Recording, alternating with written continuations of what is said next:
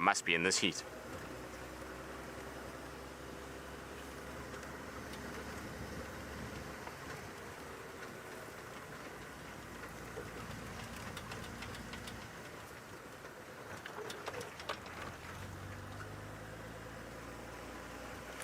Good afternoon everybody, and welcome to our pre-drive before the main drive.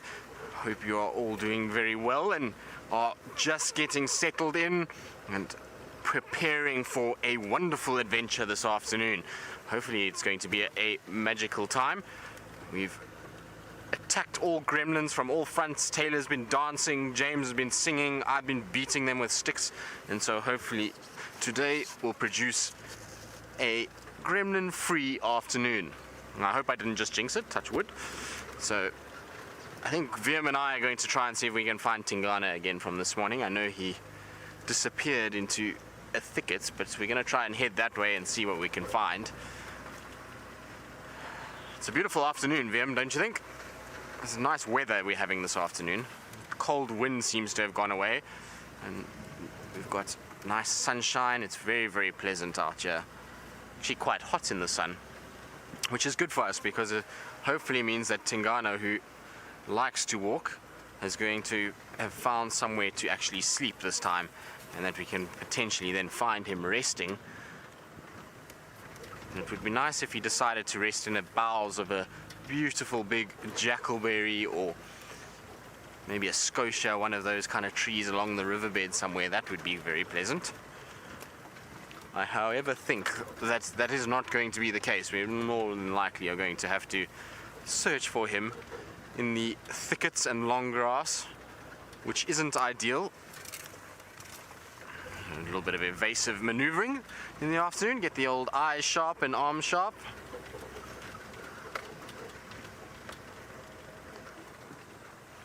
Vem, what do you reckon? In a tree or on the ground? Ground. On the ground, eh? In the thickets.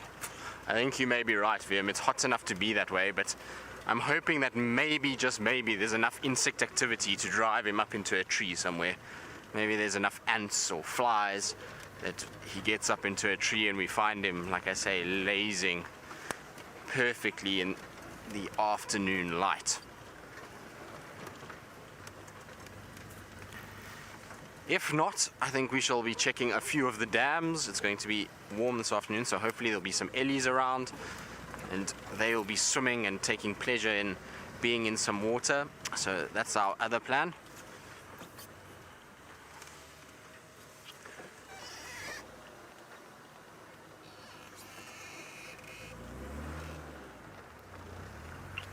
I don't see any signs here, Viam. Do you not think he's gone further north towards Buffelshoek boundary? Could have. What was his direction this morning, north or east? Okay. I think we shall check Buffelshoek boundary as well. Maybe Buffelshoek Dam? Okay. Alright, if we went towards Torchwood, then the road that we're on is not a bad one just to check as well, in case you decided to come south. This morning on Bushwalk we found his tracks everywhere. He walked a long way last night. Seems like he came from Arethusa, Hofmans, that area, and then came up past Shabamu Pans, then past Treehouse Dam, then up Scavenger's Track, Philemon's Cutline, Philemon's Dip, northwards onto Quarantine, and then towards Vuyatela Dam or Gari Dam, and then from there is where you guys found him. So a long, long way that he walked.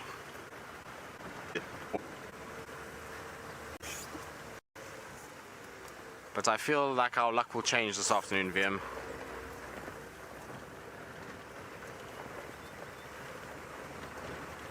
We put in enough effort in the last 2 days that hopefully he will reward us for all the tracks we have followed.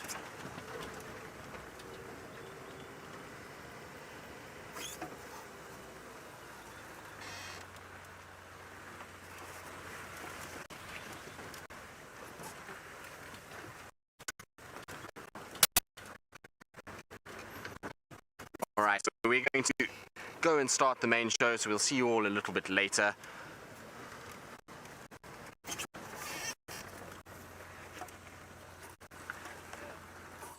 This program features live coverage of an African safari and may include animal kills and carcasses. Viewer discretion is advised. Good afternoon, everybody. There, a beautiful African scene of an impala ram underneath a tree beneath the great vault of heaven. This is Safari Live. Ready.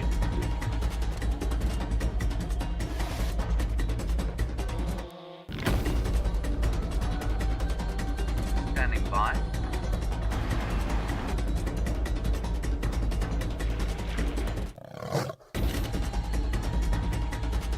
Five, 4, 3, 2, 1.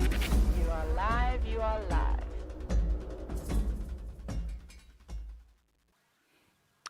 It's about 86 degrees Fahrenheit out here, 30 degrees Celsius. It's a gorgeous sort of very late summer, early autumn afternoon here. My name is James Hendry. David is on camera. Tristan is out with Viam, and Taylor will shortly be out on foot with Egbert Pumpernickel.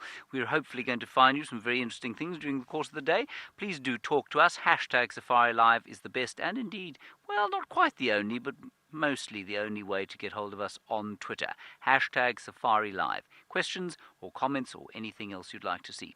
What we're going to do is head along the western boundary, along the fringes of the mountains. Well, we're not going to go quite that far west. We'll go another 100 meters or so west. And then we're going to go all the way to the east of Cheetah Plains. And hopefully we'll find something interesting on the way. Very little in the way of tracks to follow, so it's a sort of fresh blank canvas for us to operate with this afternoon. You are most welcome. And now I'm going to begin driving this vehicle. The Impala has taken off. He found my introduction deeply distasteful, and so he's left. But we've sat with him for about 5 minutes. He's standing underneath that false marula tree, and it was just very pleasant sitting there with him. 30 degrees, as I say, so it's quite a pleasant temperature.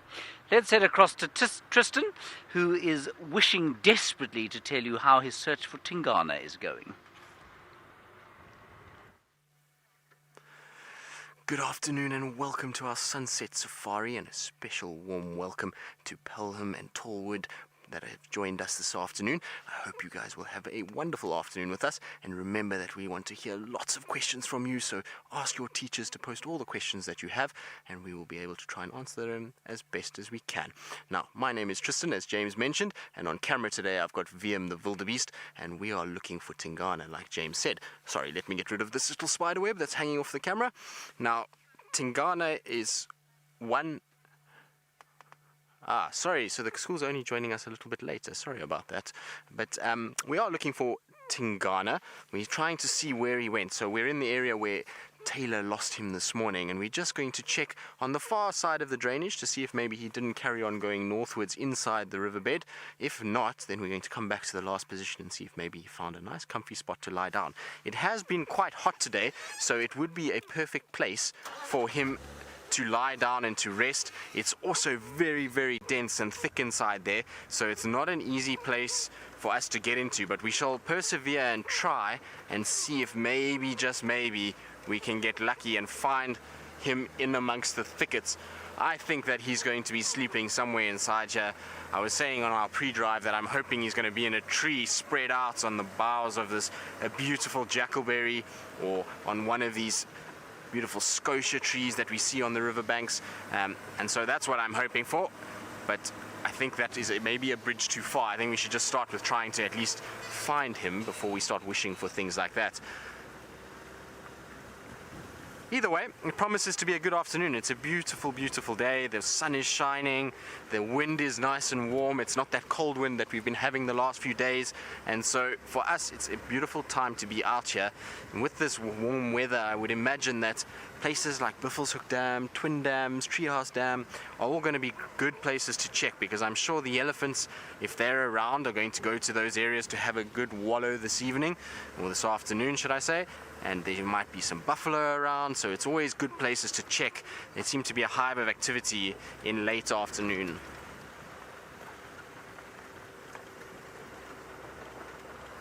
Ah, James, it is indeed World Water Day. Happy World Water Day to all of you out there. And your idea is to go and check all the dams. Well, I think that's a fine idea. I'm going to try and give it a shot to see if I can find Tingana. And if not, then I shall make it my mission to go and see how many dams I can actually find. Sorry, I've just seen a track here, but I think it's for a hyena. I just want to make sure.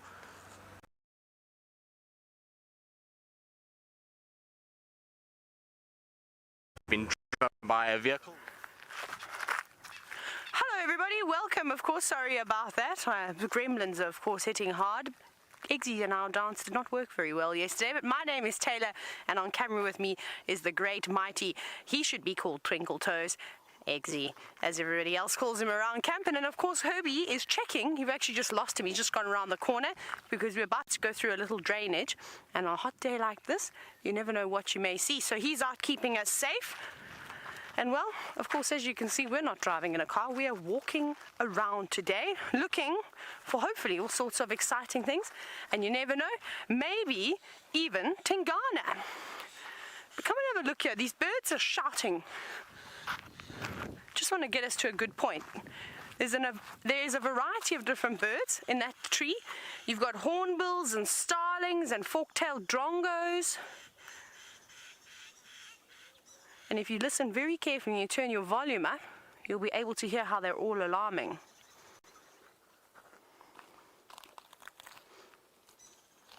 You hear the squirrel also shouting. So we're going to try and figure out what it is. Herbie seems to think it's a snake, and we did actually just see a brown snake eagle.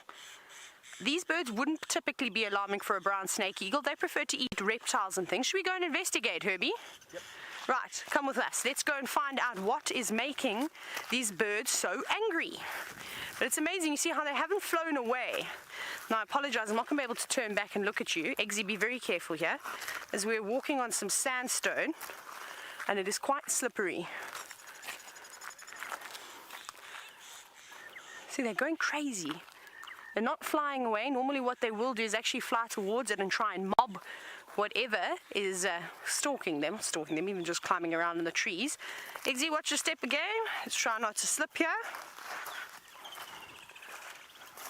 Now, if you have just joined us, of course, welcome. This is a live interactive safari. So if you have any questions for myself, James, or Tristan today, you can hashtag safariLIVE on Twitter with any cool pictures, any questions, anything you really like. Now, they perched themselves in this knobthorn. However, they were looking towards that very sort of dwarfed jackalberry, which is the one in the middle. They're still going crazy. Now, we're just scanning to see if we can see any movement. It can be quite difficult. Just trying to see if there's an easy way down there.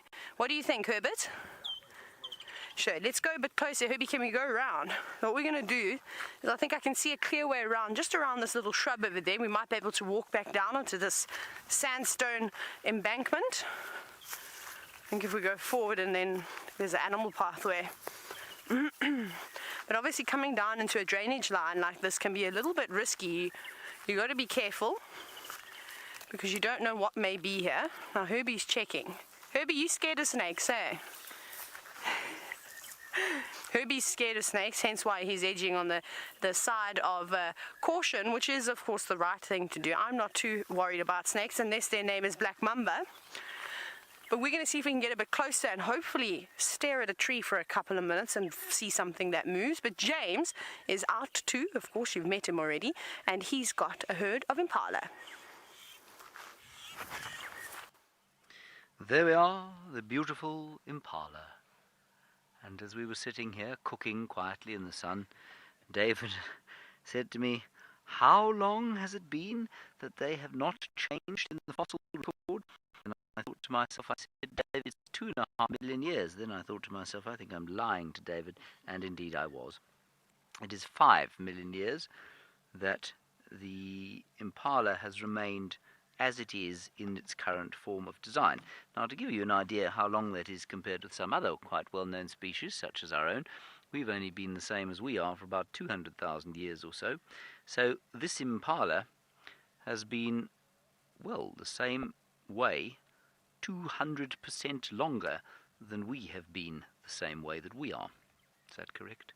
Yes, roughly there and thereabouts. So 5 million years ago, the ancestors of humanity were a number of Australopithecines, which basically means, it means southern man, if I'm not mistaken, Australopithecines. They looked very much like chimpanzees. They did, we think, some of them walked upright. They were certainly tree climbers, but they looked nothing like any other species of human being. Well, there's only one species of human being, nor any of the great apes. And while they were knocking about along with saber-toothed cats and various species of elephant, other rhinoceri, here or there was the humble impala at the same time, and unchanged it has remained for those 5 million years.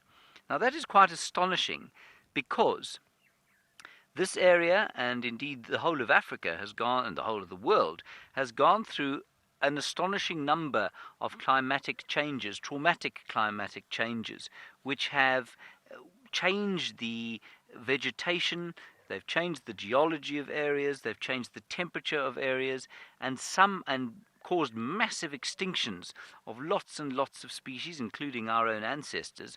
But the impala has weathered the storm, partly because of probably its breeding strategy, although that's a more sort of current how to avoid predators strategy, but I suspect it's got a lot to do with its ability to browse and graze.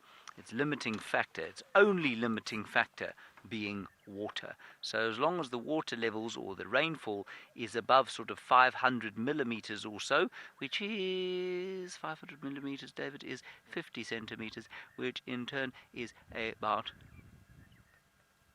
18 inches or so, plus minus.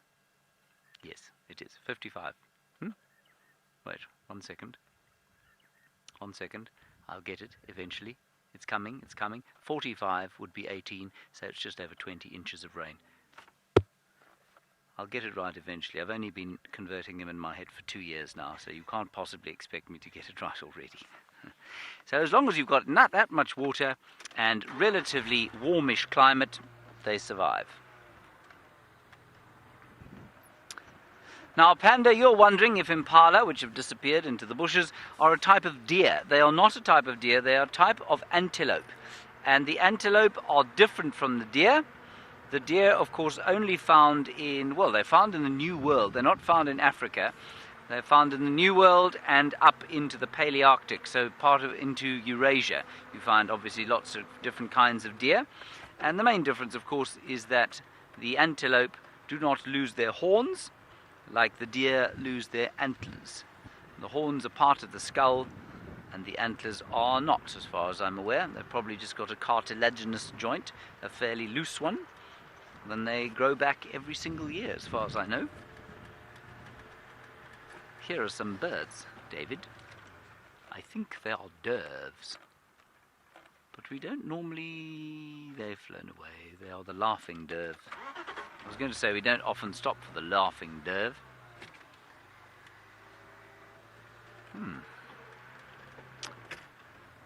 Marvellous. Now Tristan has managed to find himself some signal. We have had quite a few gremlin problems, so clearly Taylor's dance did not work yesterday.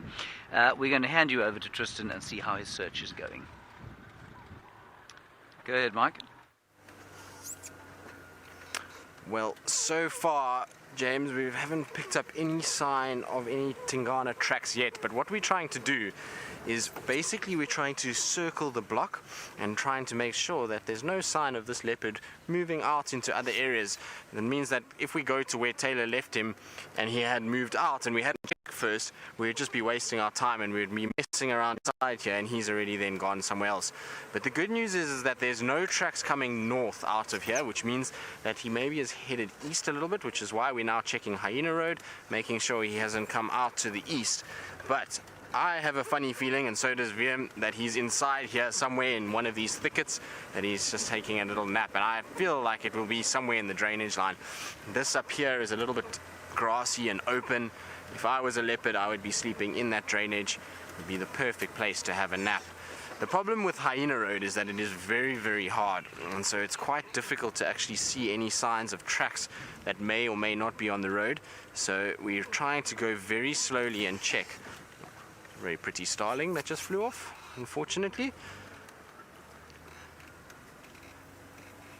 But it is, like I say, it's been hot enough today for him to sleep and to lie down, and we know that Tingana, when he does lie down, can sleep for quite a while, very, very settled, so he doesn't move as much as somebody like Shadow. Shadow tends to move a lot and is always walking around. The other nice thing with Tingana is often he walks on roads, so like we saw this morning with his tracks, is that he marched on the roads pretty much the whole way. So I would imagine that it's going to be very similar in this case, is that if he has decided to walk, that we should pick up his footprints on the road itself and therefore then be able to find him.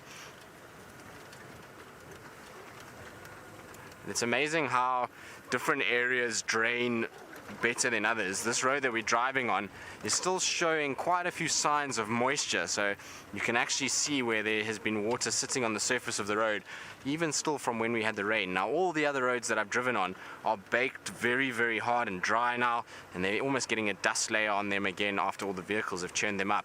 You probably find the reason why this road has also got quite a lot of water on it is because generally this road is not driven in the wet, and so the vehicles are not pushing water off the road and they're not being driven and churned nearly as much, and that's why they end up having a little bit more water on the surface.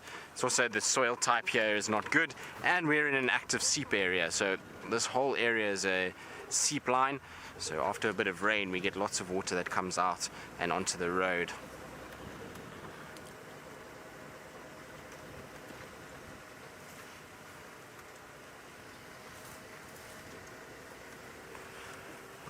James, this is a good question. I like this question. So he says we often talk about things being area specific, and which animal do I think kind of utilizes that the most, and it is area specific. And I would say, I suppose if we look at it on a very small scale, which is what Djuma would be in the grand scheme of things, then it's a little bit tougher to see area specific animals, but we do see some. So things like bush babies are quite area specific. They will try and find certain parts that are wooded and very, very treed. So like we were talking about it last night, funny enough, when we were trying to find bush babies, is that you try to find areas with certain species of trees that bush babies can utilize. So areas where you've got lots of terminalias, so active seep lines like where we are now is a good place for terminalias, and you try and search around those areas for them. Then you'll find things like leopard and lion, not so much in this area, because pretty much the whole of Djuma, Cheetah Plains, Arethusa is all pretty similar in terms of the ecosystem, and I mean we do get varying amounts of rainfall which will dictate that some animals will utilize certain areas more, but really the animals are quite widely distributed throughout this area. I think when we refer to area specific and animals that are area specific, you've got to start looking at a much broader spectrum, and you've got to start going out into more parts of South Africa. So a very clear-cut example of that would be the Kalahari Desert in the northwestern part of South Africa, as opposed to this wooded savanna that we have here. Now in the Kalahari there's none of this. It's desert, it's sand, and yet you still find things like lions able to survive, leopards that are surviving there, cheetah, but their habits and the way that they do things is completely different to what we see here. You'll find things like the leopards much, much smaller. The male leopards there are about half the size of our males here. They're about the same size as the females, and the female leopards are half the size of our females, so a lot smaller because they don't get nearly as much protein in their diets as what we see here.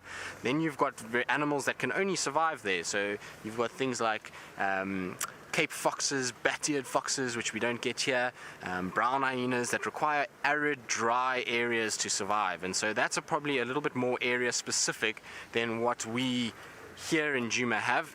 Here in Djuma we have other things that they don't get in the Kalahari, so we'll get a lot of different bird species that are reliant on this wooded savanna, elephants, what else have we got there, buffalo, rhinos. They all need big grassland areas, so they're not going to be able to occur in those desert sections. Then the only other thing that we could probably scale down towards Djuma to make area specific would be plants and then insects that relate to those plants. So I know you were asking about animals, but I suppose we can throw insects into this category. You'll find insects will only occur at certain areas with certain vegetation. So a lot of the butterfly species, they will be restricted to an area where a certain plant grows. Like, let's say, the monarchs. And the monarchs need to sequester the toxins from milkweed. So if there's no milkweed around, you're going to find very few monarchs in that area. And that's a little bit more area specific on the animal front. then possibly things like lion and leopard and elephants within the Djuma area. Now, I hope that kind of answers your question. Like I say, you need to look at a broader spectrum. Carry on. You're a new viewer, so welcome to the show. Lovely to have you with us. I'm really going to look forward to hearing from you and hearing all the questions that you may have as we continue through our drive and hopefully going forward as well. And you want to know what the temperature is at the moment. Well, I'm not 100% sure exact temperature, but I would imagine that it's about 30 degrees Celsius, which would be in Fahrenheit around, I would say, the 80s. So somewhere in the 80s, that's about what it feels. There we go. It is 30 degrees exactly and 86 Fahrenheit. So it is quite warm today. It's not as hot as it can get in the deep summer. So when we're in January, December, those months, you can sometimes get days here that are well over 40 degrees. The hottest day I've ever had here in the Savi Sands was 49.5 degrees. And I say a half because that half may seem to have made a difference because the day before was 49 and it just seemed that much hotter. So in Fahrenheit, that's about 120 degrees Fahrenheit, which is very, very, very, very, very warm. So it's not a pleasant experience to be in temperatures like that at all. You end up feeling like you are being cooked from the inside and baked in an oven. Now, if you are going to ask questions and you want to participate, and there's a whole lot of new viewers that could potentially be on here and you don't know how to get hold of us, remember you can get hold of us on Twitter at #safariLIVE, and we will be able to then answer all of your questions. Right, Viam, I think we're going to have to go inside this little drainage line and go and look around. Okay, but we're going to go look and see if we can find any signs of where Taylor had Tingana. And while we do that, and talking of Taylor, let's go across to her and see what tracks she's got and managed to find. Well, Tristan, we've actually decided to do something a little bit different today, other than just your normal tracking. I thought that my theme of the day would actually be to chat about the various, well, things that you have to learn about to become a guide. So just a sort of an introduction. And one of the most important things, of course, for us as guides, and when you are tracking, is to learn the tracks and the signs that they leave behind. So this segment will be called Taylor's Tricks of the Trade and Tracking Tips. Try and say that 10 times. I was actually supposed to say it the other way around. Hey, Eggsy. Yeah. Eggsy gave me that line and then I messed it up a little bit. So it's actually, what is it? Taylor's Tracking Tips and Tricks of the Trade. Taylor's Tracking Tips and Tricks of the Trade. See, I couldn't even do it. Right, but I do have something for you. And now these are actually really difficult ones. Here's the first track that I really want to show you over here. You can see, I'm going to help you out. I'm going to give you a reference. There's my hand. So it's very small. Here's the second track, which is over here in this circle. I'll use my other hand. Hopefully they're the same size. Also, again, quite small. Difficult one. From today, and it's two animals that we see. I'll give you a tip because they're not easy tracks, especially because they're so small, is that we see them on quarantine all the time, both of these two species. So if you think that you're good enough and you can give it a bash, even if you don't know, it's fun, because I'll tell you why it isn't if you've given a particular answer. #safariLIVE on Twitter with what you think. Track 1, the first one I showed you, this little one, and then track 2, this one over here. Now, it's very important when animals walk around. They obviously leave evidence. Sometimes on really hard gravel roads, they're not going to leave a footprint at all, but they'll leave other signs. For instance, early in the morning when an animal decides to move off of the road and walk through the grass will often bend in the direction that the animal was going. And because the dew, it's obviously wet the grass, it does actually stay folded. So that's an easy way to try and establish direction. But it does help, of course, if you can just pick up one track. And then like we did this morning, we didn't find Tingana by his footprints.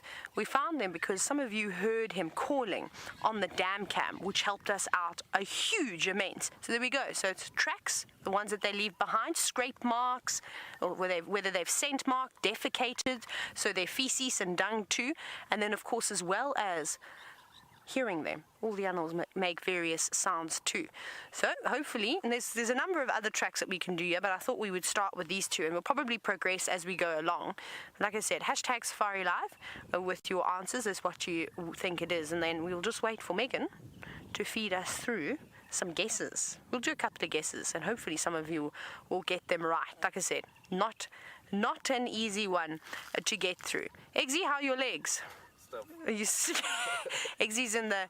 you can stand if you like. I'm just going to stay. Okay, I'll stand with you. Eggsy, I'll stand with you. Just give Eggsy's legs a break. It's impressive how they've got the strongest quads and all those types of things. Hey, Eggsy? Good muscles. Right, let's see. Now, remember what we always say with tracking. We won't go too far away from them. Oh, hang on. We've got some guesses. So, P-Heart, you've guessed Impala as track number 1 and Warthog as track number 2.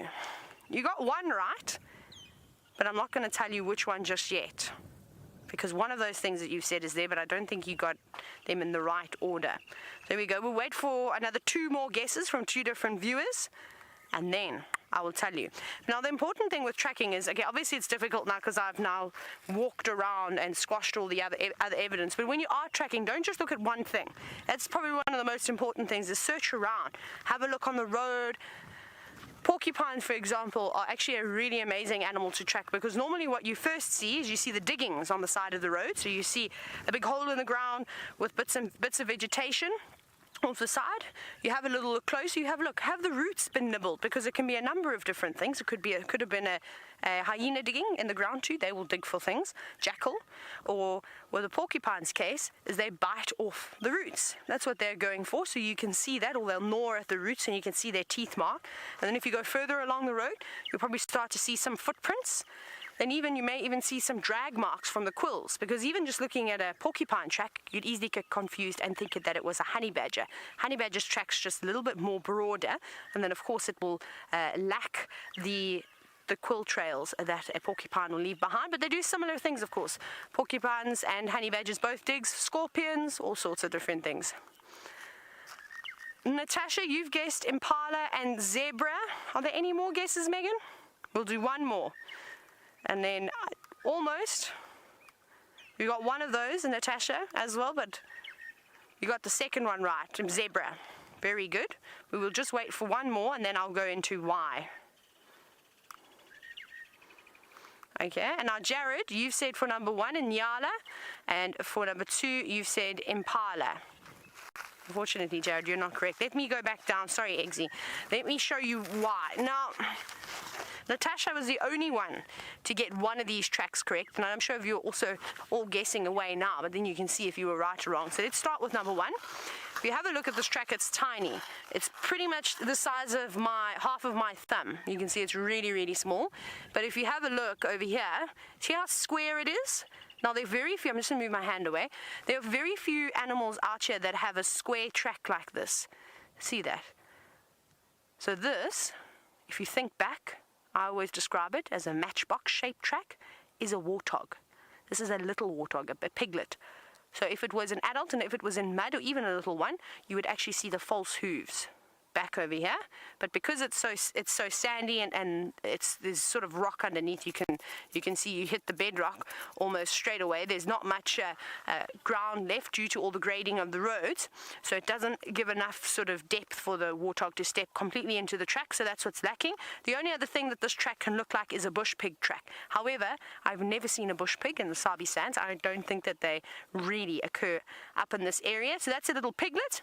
Now the second one, and Natasha got it right, is a zebra foals track. This is a young zebra's track over here. So if you know horses, you should be able to look at this track and almost identify it immediately. It's exactly the same shape as a horse's hoof. Can you see that? Amazing. But it's difficult. But if you were to look around here, you would have seen the other zebra's tracks, and you would have seen they were much bigger. And often, young animals' tracks throw you off. And I remember I'd look at an Inyala track, and in the Eastern Cape, Inyala, bushbuck, and kudu, very much the same as up here. And I'd look, and I'd see this really tiny one, and I'd think to myself, what is it? It's it's sort of too big to be a bushbuck, or the toes are not pointy enough to be a bushbuck. What is it? Got confused and give a random answer. And then our assessors would always laugh at us and say, remember, baby animals have got small feet too, and their hoof whatever their foot is doesn't really change, rather than it just gets bigger. But the same things apply. So for example, with a kudu track, of course, I'll try and draw one, but I won't draw a very good one. The widest part of the track is actually on the outside, and that doesn't change. Whether it's a big one, an old one, a little one, brand new born, who knows? The track is always going to be widest on the outside. And a bushbuck, the tip is very, very sharp. It almost looks like it disappears into the sand. And hopefully, what I'd like to look for is maybe a common dake and a steenbok track today. And this is actually a lovely substate to track on, because when you get towards, say, a road like Cheetah Cutline's a good one. The sand is really nice, but there's just too much sand. So a small animal like a piglet, warthog piglet, or a zebra foal, or a steenbok, or a dake, their tracks get completely lost in the sand. Whereas this is quite nice, and it's not too windy today either, so we're not going to have too much damage. Right, Eggsy? Eggsy's going to try and get up. We both try and get up now. There we go. So that's just a little bit about tracking, of course. Let's keep going. Herbie's all the way down there. Now, Lisa and Matt, you were wondering what is the hardest animal to track. Well, you know what, Lisa and Matt, it actually goes a little bit further than that. I find that animals are not necessarily difficult to track. It's just the substrate that you're tracking on. So if you come down and you go all the way to the southeast corner of South Africa, where I'm from, Port Elizabeth, and you go to the game reserves there's no sandy areas like this. Very, very few, maybe if you go down towards the rivers. But other than that, it's pretty much gravel and mud. When it's not raining, mud is hard and doesn't leave a trace of a track at all. So that was always really, really tough, trying to guess where the animals were going to go. And that's where it became important to learn the routes that certain animals walk, because that would help you out a lot. Because you go sections of kilometers where you couldn't see anything at all. I think hardest animal to track, something like you're going to have to go right down to small animals, something like an aardvark, a porcupine, probably almost impossible. But ones that we work on a regular basis, maybe a leopard, maybe Tingana on foot. If you've seen what he does and the routes that he walks. The other day, when did we do a walk, Eggsy? 2 mornings ago. Yesterday morning, eh? Haven't you walked with me? I can't remember who walked with me. It was David yesterday morning. When we were tracking, we saw the male leopard tracks, and I showed you all. We came across some of Tingana's dung in the end, and he'd been zigzagging. He defecated over here, then he walked, and he scent marked across the road, and then he went back this way, but he'd come from here. So his tracks were going along that way, and then he went and smelled something in the bushes, walked back around again, carried on, disappeared down that way, came back onto the road, did another loop around, and he gives you an absolute run around. So I think it's difficult to track animals that are on a territorial patrol. Just because of a scent or a sound, gets their attention, they obviously go and they sort of look. They've almost got butterfly syndrome, if that makes any sense. They get very distracted. Even though they are determined, they're making sure that they're marking regular spots. They are constantly picking up on every other scent. A lion that walked there, leopard that walked there. Was it another male? Was it a female? I think I saw something back there. I'm just going to go back and have a quick look, and things like that. So I think that's probably the most difficult. The resident male leopard we used to track a lot down in the southern sands, Mashabeni, he was actually a relatively easy boy. He had the same routes that he'd walk all the time, which helped quite a bit. And once you got to know him, he didn't really change too much. But Tingana, I've yet to track that leopard on foot successfully. We just got him the other day, luckily, in the car from Triple M, and then he was on Zoe's road. We got very lucky there. Other than that, he gives you the slip. But we're going to go back to Tristan now, who's still searching for the man that we speak of, Tingana, and we're going to go and help him by heading into the drainage line.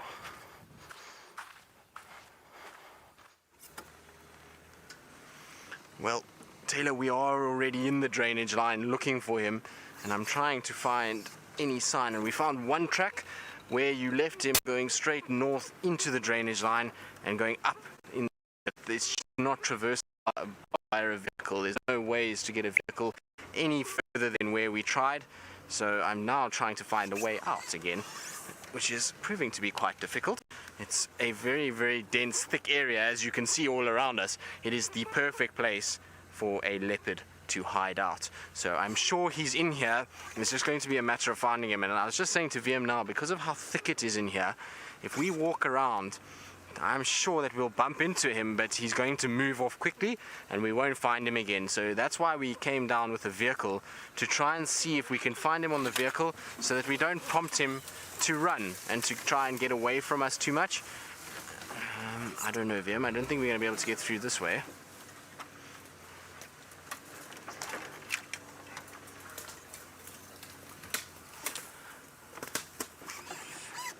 Andrew, you're a new viewer, so welcome. It's great to have you on board, and lovely to hear that you're asking so many questions. It's good to ask questions and to learn, and you want to know how big an area a male leopard can be territorial or cover. Well, it depends on the male and it depends on the density, so careful there, VM, you alright? Just got to get VM out of the spikes and through. It depends on the area. So here in the Sabi Sands we have a very high density of leopard, which means that the males' territories are actually quite small relative to males in other areas. So if you go into the Kalahari deserts, Namibia's, even the Botswana areas, some of those places you'll only have a leopard every 60,000 square kilometers, which is crazy amount, 60,000 hectares even, let's call it. So that's a lot. So that's, you know, there's only one in all of that, whereas here we probably have a male leopard about every 6 to 8,000 hectares. That's their territorial area. So in the section that Juma encompasses and where we traverse, we have most territorial males, 3 of them. All right, so Quarantine, Tingana, who we're trying to find now, and then we have Anderson in the west. So it's quite a healthy population where we are here, and then there's a lot of young males and older males. So there's some older males that have been overthrown that are now just nomadic, and younger males that are also nomadic. So it just depends on the different areas and the amount of competition, and whether or not they can find areas that they can occupy without competition. So we're just very fortunate that there's a high density here, and that's why the territories are smaller and we see a lot more of them. Yeah, it's going to be much easier from there, VM, you're right. So VM is just guiding me along as well, because I'm waffling on and not paying too much attention. It seems like one vehicle went up that way and another one up this way. But what we'll try to do is just try to go a little bit further on and see if we can find another access point into this riverbed, to see if there's any chance we can find more signs of him. I'm sure, like I say, he's laid down in here somewhere. It's just got such a leopard feel to it, and the fact that it's so shady and cool in there in comparison to where we are now. Now as we've come out, the sun is beating down. It's a lot warmer up here than it was further down there. So I think it's going to be a much better place for a leopard to lie. It's just got to try and find exactly where he decided to lie. But it's encouraging. At least we have the track for him and we know the direction he's moving. So while I continue to look around here, I know Taylor's coming to help me. In fact, I can see her down the road behind me, and so she's going to go inside here and just help me look around. Let's go across to her and see what her plans are and how she's going to help us.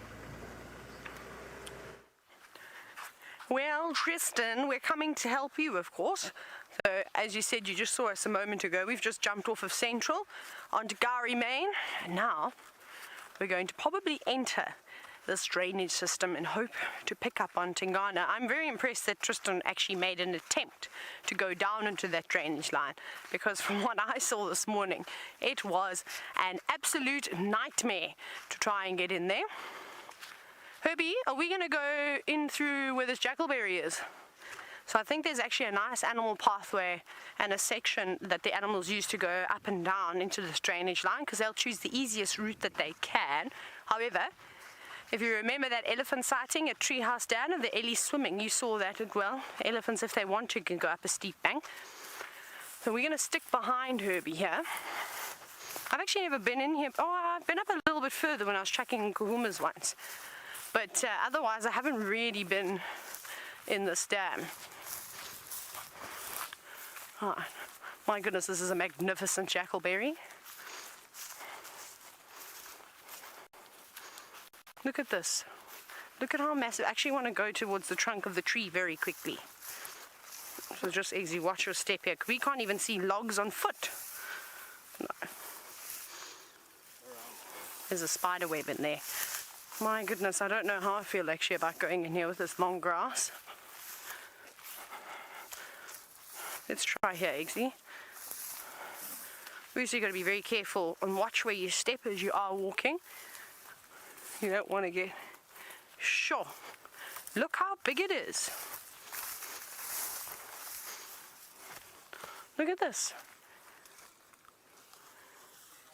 This must be one of the biggest jackalberries I've seen. We saw massive ones as well in Zambia, but we also saw nyala berries, which look quite similar to a jackalberry. But I think in the Sabi Sands, this must definitely be in the top 3 big jackalberries I've seen. Herbie, do you think this is the biggest one on the property?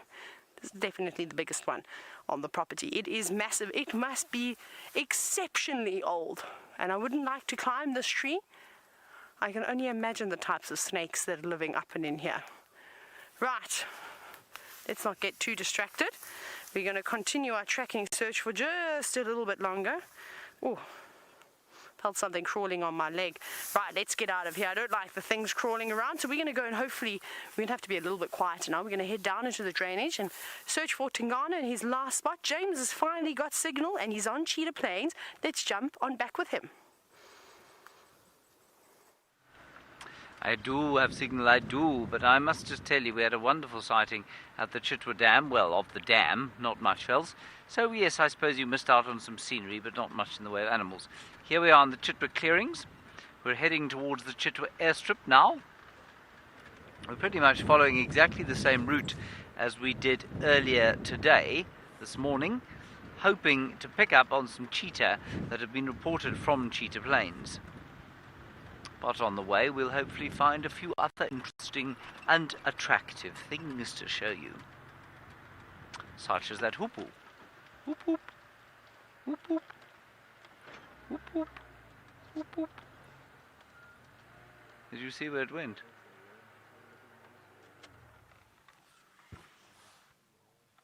No. Oh yes, it was there, David. There it is gone. There we are. It's now almost in Cape Town. Fantastic. Okay, good. Let's keep going. That was a hoop-hoop. So named because that's what it sounds like. It goes whoop-whoop.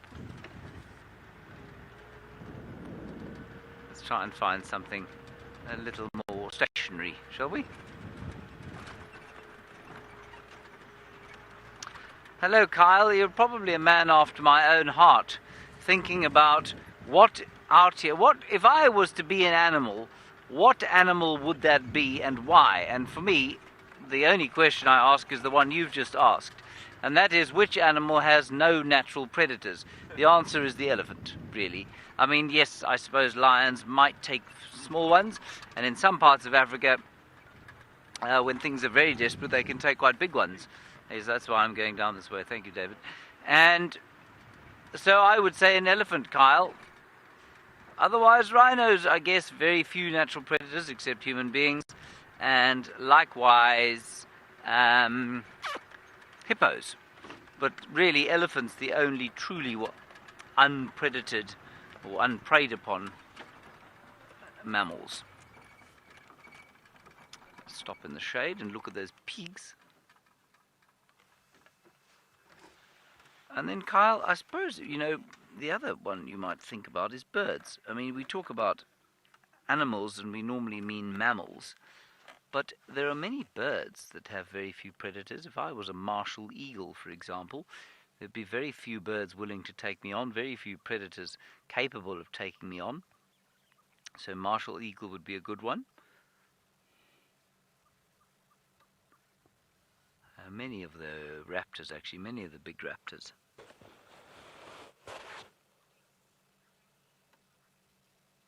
Hello. Hello, Mama Pinky.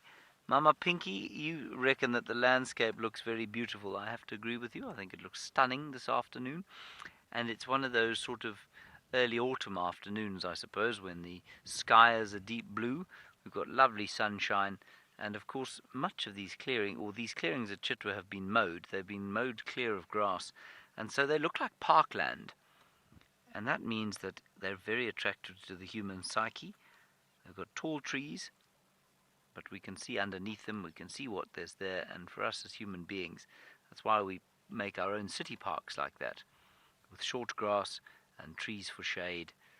And if, way back when, there would have been trees not for shade, but for defense, for protection from whatever wanted to try and eat us, which back then was just about everything.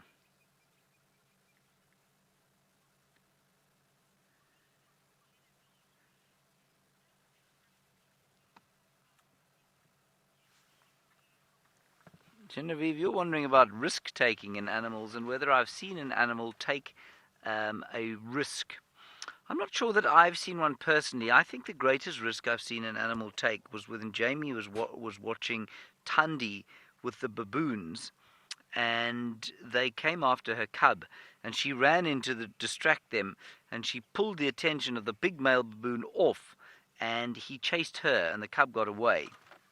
She subsequently lost one of them, but that little cub, well, one of those little cubs was Tamba, who we've met a few times. So I think that would probably be the only animal that I've seen take some huge risks. Animals are naturally risk averse. They don't take huge risks unless there are males fighting with each other. Then they do. And you'll find that that doesn't have a huge impact on the survival of the species, largely because, well, animals that take risks, or males that take risks to fight with each other, they're the ones that end up with the ladies. And out here, if you're an antelope or you're a lion or something like that, there are very few species out here as mammals that require there to be as many males as there are females in the population. So that kind of risk-taking, where they fight with each other, does take place quite a lot. But you'll find otherwise risk-taking is fairly rare, because it doesn't make evolutionary sense. Risk-takers, while they have high rewards, sometimes often end up dead, which from an evolutionary point of view is a dead end, if you'll excuse the use of the word dead twice. And it's therefore that you'll find, of course, that female animals take fewer risks than males often. And I think you'll probably find that in human beings as well. Although that's got a lot to do with testosterone and the idiocy that it causes. Rachel, you're wondering if these warthogs sound like domestic pigs. They can make domestic pig sounds. They can make that sort of grunting sometimes. You like that, David? Yes, I think so.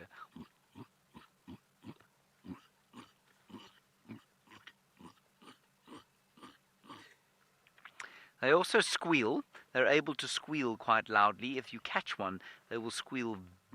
It's a very distressing sound, and we know that pigs squeal as well. So yeah, quite similar sounds. I'm just trying to think if it makes any other kind of sound. Nope, I think it's the squeal and the grunt pretty much. What were you going to say there, David? Can we hear the squeal? The squeal, you want to hear the squeal?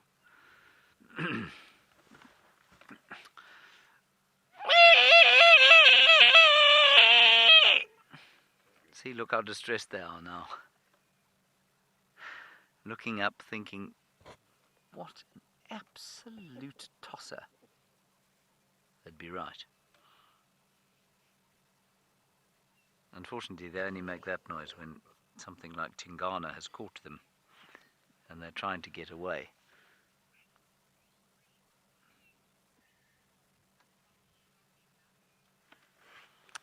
Reese, a question I don't know that I can answer. You say, why have they got that long mantle along their backs? Why is that hair so long? Reese, I can only assume that it's for disguise, so that they look like grass when they're walking through the grass. I'm talking rubbish, Reese. I actually have no idea. I guess it could be signaling to each other. You know, if they're angry or upset, I suppose standing the mantle up on the back of the back, a bit like a dog, for example, possibly gives some sort of emotional signal to others. I'm not sure. It's a very good question, though. I'm also interested in recent farm and why they don't have any hair on the rest of their bodies, given that they are so small and they are sensitive to temperature changes. Well, while I ponder these things and why there is a ridge on the back of the warthog's back, Tristan seems to be at a place where swimming might be in the offing.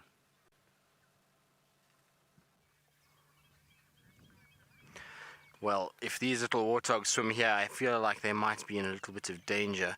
Buffelshoek Dam is looking absolutely full to the brim. There's no space for much more water. So I would imagine that Boris the Blade or Vladimir the Impaler, which are our two crocodiles that we see every now and then, if they're around, then those warthogs are going to have a tough time. But what there is here is two hippos. So there you go, you can see the two hippos sitting there. They've found a home at Buffelshoek Dam now that there's lots of water in there. Is there 3 hippos there? Looks like 3 maybe, Vim. And see, they'll go in and out, and they'll be able to hold their breath for a very short period of time. So generally they say in books about 5 to 7 minutes, but it's very seldom you'll actually see a hippo hold their breath for that long. Normally it's only a minute or two, and then they pop their nostrils up, as you can see there. Now sometimes they're a little bit shy, and all you're going to see is just these little nostrils coming up and then going back under again. So that's when they're a little bit nervous of what's going on around them. So a big object like the vehicle, they're just seeing what it is, and then they go under and they try and stay safe. They know that water is their safe point, whereas out on land they're a little bit more vulnerable. But they have found themselves a beautiful spot to be in. There used to be a lot of hippos here, but now I believe Taylor has found something exciting, so let's get across to her very, very quickly. We've just spotted Tingana. He's just up the bank. Come with us.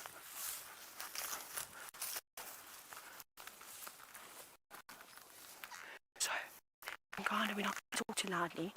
He's not a very relaxed leopard like Karula on foot. So we just want to get to a point where we can see where he's going. Sorry, Eggsy. It's up a steep hill. I think he's actually gone out into the open.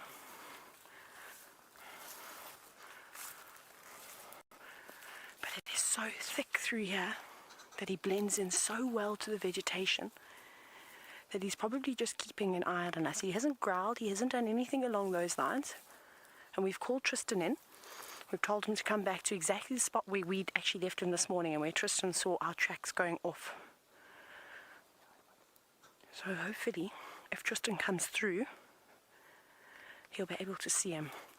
But now, I don't know if we're going to be able to get out of here this way. It's so thick, especially for Eggsy with the big aerial. What do you think? Do you think we must maybe go back and around again? Do you think he would have... Let's wait for Tristan to get in, then he'll guide us as to where to. Okay. We probably aren't going to push Tingana. Tingana is not used to people on foot. He's not like Karula. He's not like the cubs. Just listening. But we're fine. He's a little bit skittish. Now, I was hoping that we were going to be able to very quickly move up this bank and just get a quick glimpse of him. I don't know where he's gone now. Rebecca, please can you tell Tristan, if you can hear me, tell Tristan to answer the game drive radio. Herbert's trying to get hold of him. The birds are starting to alarm as well. I don't think just because of us, because I think they've seen Tingana moving. As we came through here, the birds started making a bit of a noise. So they obviously were flying above him. Yeah, Tristan's just on the radio now to Herbie. Babblers are up above us. There was some black-back puff stripe. Black-back puffback. Right, let's go down. We're going to go down this way. Herbie can stay here. I have a feeling what this leopard is going to do. Sorry, Eggsy, we may keep chasing you up and down now. I don't think he's necessarily going to go out into the open. I think he's going to come back down on the bank again. So I'd like to weave around. Can hear where the green woodhoopers are alarming? They can probably see him. Eggsy, are you ready to go through here again? Eggsy's going to have to bend down now, so I apologize if the camera goes all over. He unfortunately can't get through as easy as I can. Let's go quickly.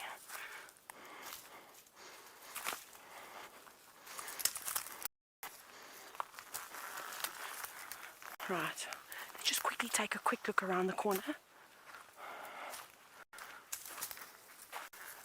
I can hear, no, I think we're actually a couple of steps behind him. I can hear the birds now alarming, going back towards that massive jackalberry which we've come from. Let's go across to Tristan and see if he has any better luck.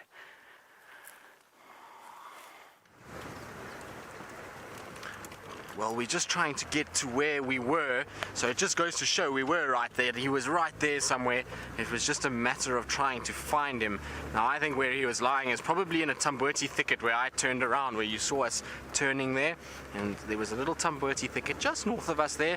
And the last track I had was going into that tambuti thicket. And I said to Wiem that there was birds alarm calling, and I thought that maybe he could potentially be in there. So I was right on that hunch. They just can't get a car there. So what we're going to try to do is try and get to where Taylor had him and see if we can't try to get a vehicle in somewhere and be able to actually view him. It's going to be quite tricky, especially if he starts to move eastwards. Then we're going to have a real tough time keeping up with him, but let's hope that we can at least try. It's good news though. It's a very good job done by Herbie and Taylor. They seem to be on fine form today, and Taylor was on fine form this morning when she found Tingana, so I think her and Tingana have something going. I think Wiem will be very excited. As Taylor mentioned this morning, Tingana is Viem's favorite leopard, so one of your favorites. Sorry, Wiem, let me qualify that. One of his favorites. So Wiem shall be very, very happy. Now I've just got to try and negotiate this quite steep and rough crossing that we're going through. It's a little bit bouncy as we go, so I do apologize if the camera is shaking a little bit. Just trying to get there as quick as possible before he disappears into an area we can't go. Hold on there, Wiem.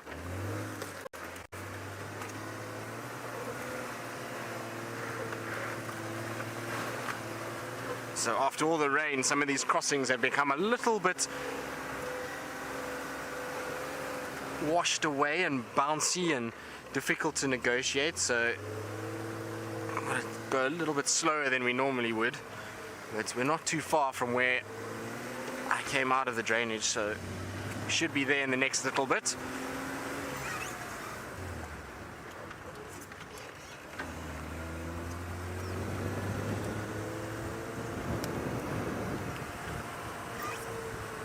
Right, so somewhere here, they said to me you went south a little bit from where I came out, so just gonna try and get in at the same point, and then hopefully they'll be able to guide us in from there as to where exactly I need to be.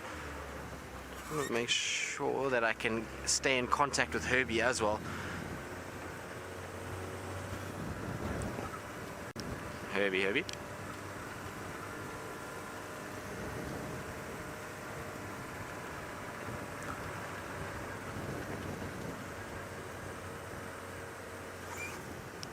Okay, confirm just coming on the same tracks where you saw me coming out.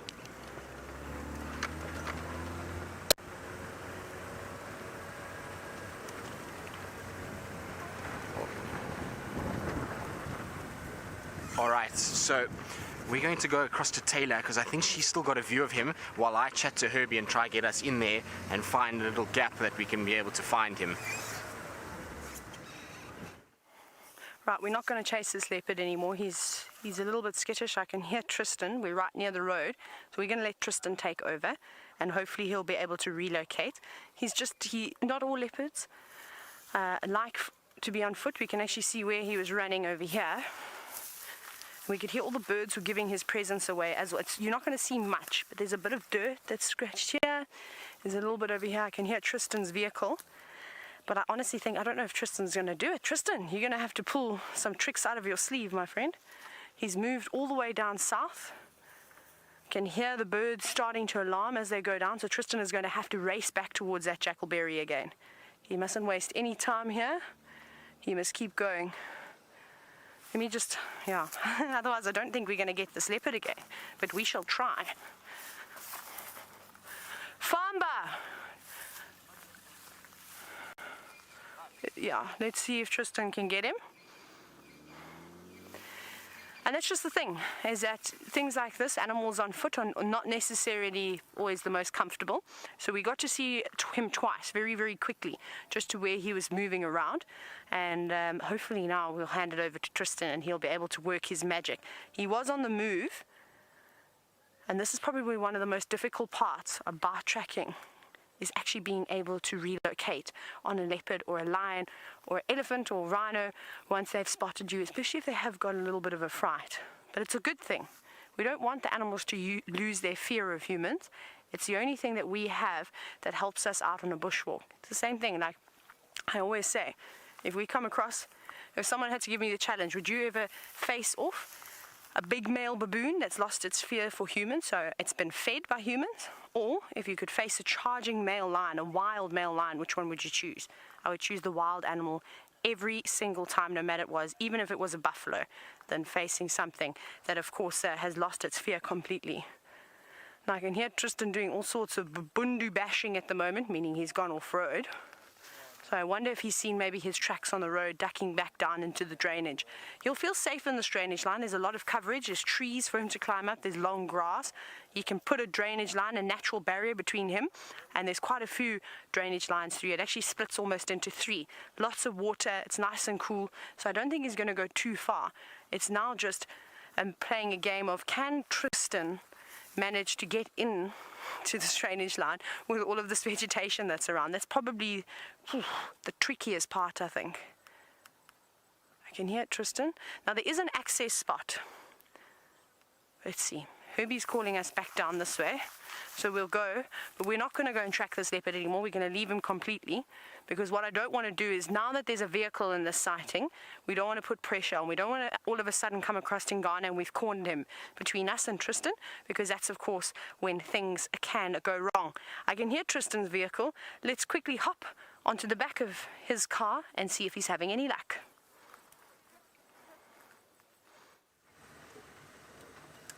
Well, so far no luck, and I don't think we're going to find him at all, because in here there's no way I can go other than the drainage line. So if he's run up on either side, it's pretty much, that's it. There's not really much I can do about it.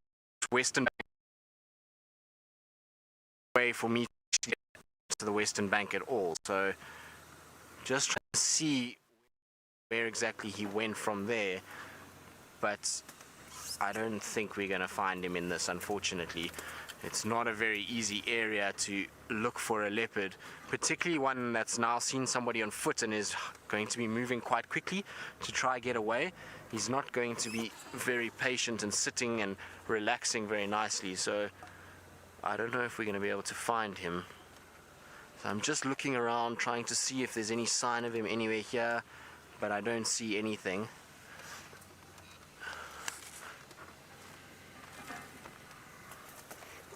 I'm going to try to turn around.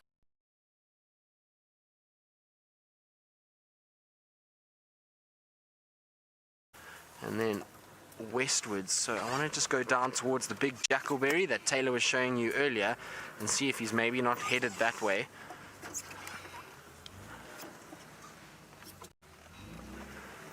But you can see it's not easy in here to negotiate, and like I said, it's going to be an animal to see. Right, well, we can figure this out and see if we can actually find him and see if he's actually in here and be able to sort of get our vehicle to wherever he may be. Let's go across to James and see how he's doing on Cheetah Plains. I'm very sad about that. I was very excited when Taylor had found Tingana. She deserves it thoroughly for her efforts this morning. She found him this morning, found him again now, and the blighter has decided to hide from them. But really, it is so thick, and as I'm sure that Tristan and Taylor have said, it's almost impossible to stay with a cat through this grass. And, you know, earlier on in the drive, I was following some lion tracks that are around Zoe's Road, that big Balanites tree that David and I saw on our run today, didn't we, David? Yes, we started to look around quite carefully when we saw those tracks. And, you know, they went off the road and they looked pretty fresh to me. That lion could have been lurking anywhere and we would not have spotted her. And so much hope for Tingana. Well, I do for him, but for our ability to see him is what I mean. Anyway, here we are on Cheetah Plains. We're going to check all the water holes because it is very hot. The first place we'll go to is Trifecta Pan Water. See what we can find there. And then we're going to go, as I said, there was reports of cheetah on the eastern boundary, and perhaps we'll get a good view of them. That would be lovely.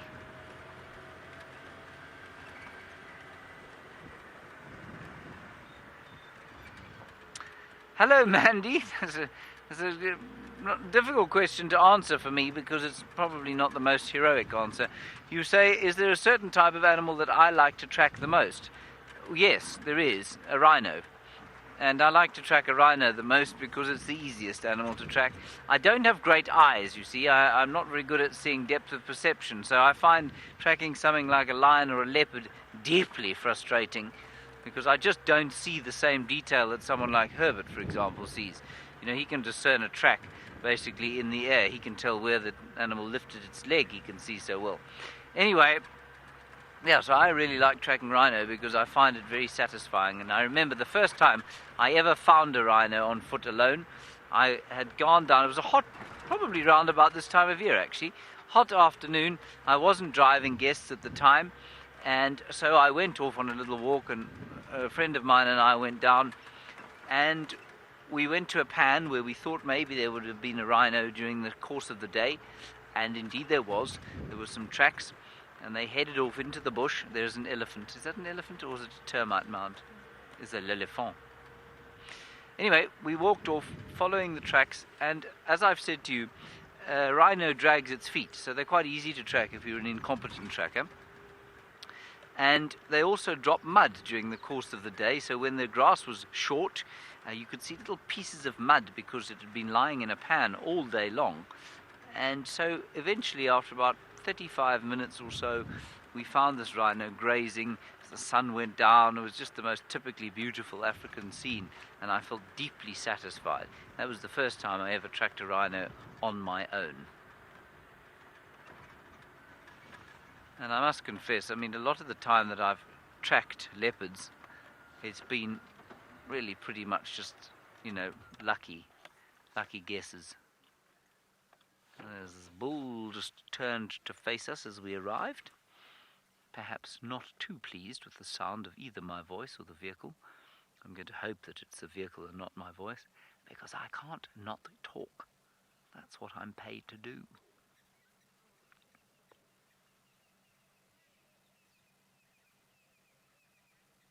And Karen, you were asking if we'd seen any elephants. We hadn't today, and I'm quite surprised, but here's the first one. He's a big bull. He's the same bull we saw this morning. Can you see that? If we look at his ear, the ear that you can see, his right ear on our left, the same bull that was not quite harassing, but certainly being a bit of a bully to a much younger bull. He had that rip in his ear, so this is the same chap we saw then. And he gave me a slightly uncomfortable vibe this morning as well. Isn't that interesting? Let me just quickly call this in. Stations 1 elephant bull at 3 in a row pans. Somebody's just asked if there's an elephant here.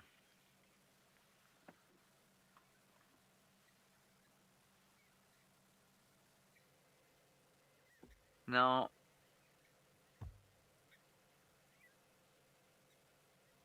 I'm just listening. Ooh. I heard something about that. We're on our way there to have a look. Thanks. Just an update on the cheetah coming south towards this area. Let's just spend a little bit of time with this elephant, because if there are cheetah there, they ain't going to be moving. I think they'll be lying down.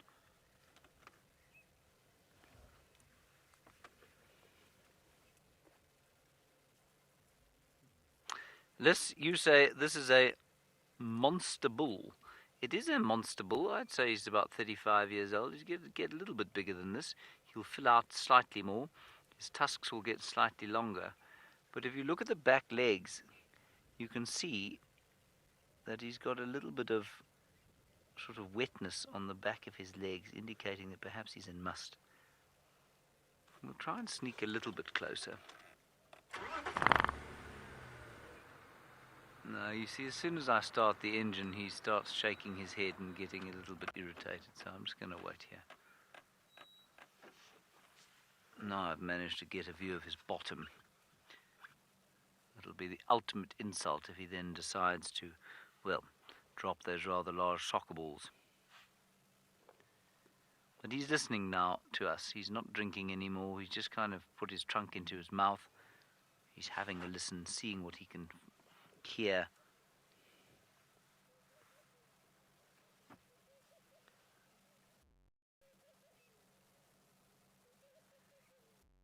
Isn't this fascinating? I just find it so interesting. This elephant had before I'd seen him at 150 meters today, and I looked at him, and I don't know how I knew, but I just realized something in me said he's not that comfortable. You're going to have to keep your distance from him. He'll either run away or he'll come towards us, or obviously neither of which we want. He's watching carefully. He's pretending to sort of feed a bit.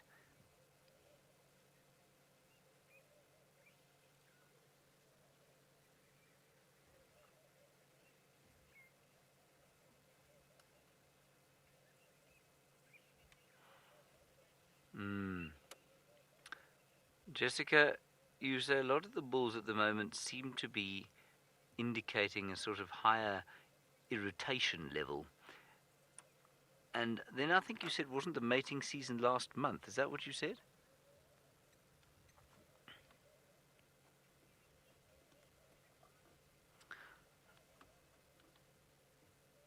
Oh, mating season is in high. Sorry, I'm not following it. Let's have it once more. Sorry. Assuming mating season is what?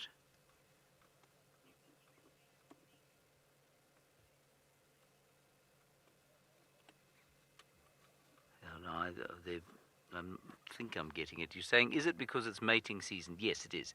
It's not mating season, but there certainly seems to be some kind of synchronization in the must period that these elephant bulls are experiencing. So yes, I would say it has got exactly to do with that. Many of the bigger bulls that I've been seeing are in must at the moment. Now let's pretend that they were to all mate now. It is January, at least it's March, it's not January anymore, is it? 22 months from now would put us in January, in 2 years' time, or not 2 years' time, 2019, be an excellent time for a calf to be born to elephants. Lots of grass, rainy season. So maybe there is some kind of seasonality. There's not supposed to be strict seasonality in the way that elephants breed. And so, yeah, maybe it's just like a peak. All right, let's move on.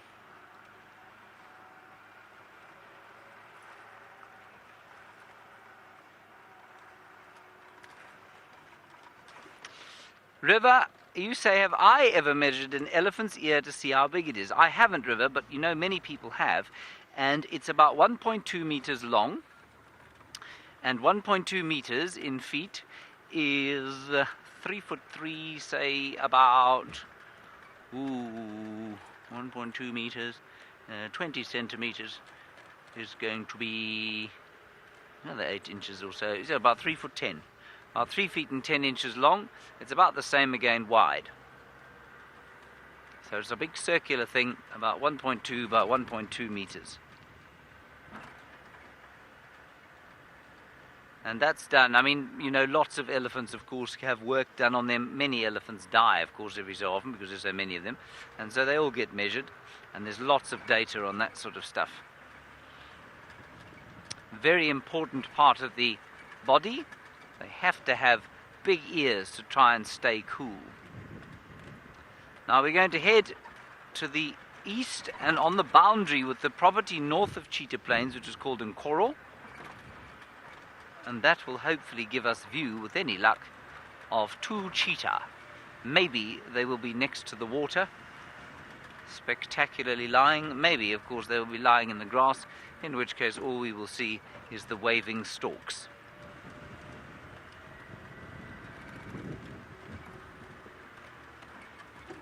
Lots of birds around. I'm also still hoping desperately to see Brent's red-collared widow. That would be very special.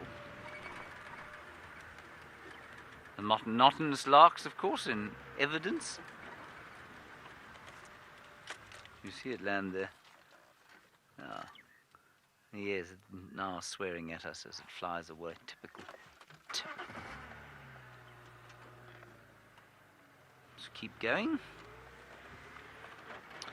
Right, I don't know what Taylor's going to be doing now after she's already had the massive success of finding Tingana, but I'm going to let her tell you. Right. A little bit sad, a little bit frustrating, of course. So this is how the game goes, is sometimes you get it right and sometimes you don't. But at least, well done to Herbie, of course. He's the one to really thank on leading us the correct way. Now, we didn't get too close to him. It's not like Karula when we often almost have to step on top of her before she reveals herself. He was sleeping underneath a big log. And now that we're out of there, I think we can chat about what exactly happened. And as we came around the corner, the vegetation is exceptionally thick, as you've seen with Tristan as he's been off-roading in there. It's almost impossible. You would have seen the little roads that we were having to navigate too. And we were so close. Maybe about 40 meters away. And he spotted us, but he was in a deep sleep, so I think he got a bit of a fright himself as to what was going on, because we were trying to be as quiet as possible in there because it is so thick. If you sneak up and you come across a buffalo or something along those lines, you really don't want to know them to know that you were, of course, there. So we're going to move out of the area now. But because he ran, like we're just chatting now, it's unfortunate that he is so skittish on foot. Like I was saying, animals are different. Look at the zebra, for example. Maybe seen a human a couple of times, and one day we decided to do an approach and they didn't move. Amazing, they're comfortable with us. Karula and the cubs, completely relaxed around people. Tingana, not so much. And I don't think I've ever had a very relaxed experience with any male leopards on foot. It's always seemed to be the girls that seem to be a little bit more complacent, and I'm not sure why that is. So we'll move out of here, because the last thing that we want to do, we don't know where he's gone now, is, like I said, corner him. You don't want to have people on foot and a vehicle in that sighting, especially if we happen to be pushing him and we don't know towards Tristan, or Tristan doing the same thing towards us. That's when you can find yourself in tricky situations. So I'm sure Tristan's going to give it a bash. He's going up and down around here. Hopefully he'll be lucky. Now, Maureen from Newcastle, you're wondering what are the top 5 largest cats. Well, if you're talking about Africa, I suppose lions are number 1, and then leopards, then cheetah, then I would say serval is probably next in terms of height, then a caracal. I would say that those 3 will probably be the top 5 big cats in South Africa, though a serval and a caracal are not considered big cats at all. They are part of a different family, and not the Panthera family, the Felidae family. Just listening. See, there's a lot of commotion going on behind me. It's a bit too far away for you to hear birds chirping, squirrels shouting. But it could also be because we were walking in that area too. Something like that could have definitely stirred up the wilderness. That's why we'll move out, let everything settle down, and then take it from there. It's so exciting walking on foot.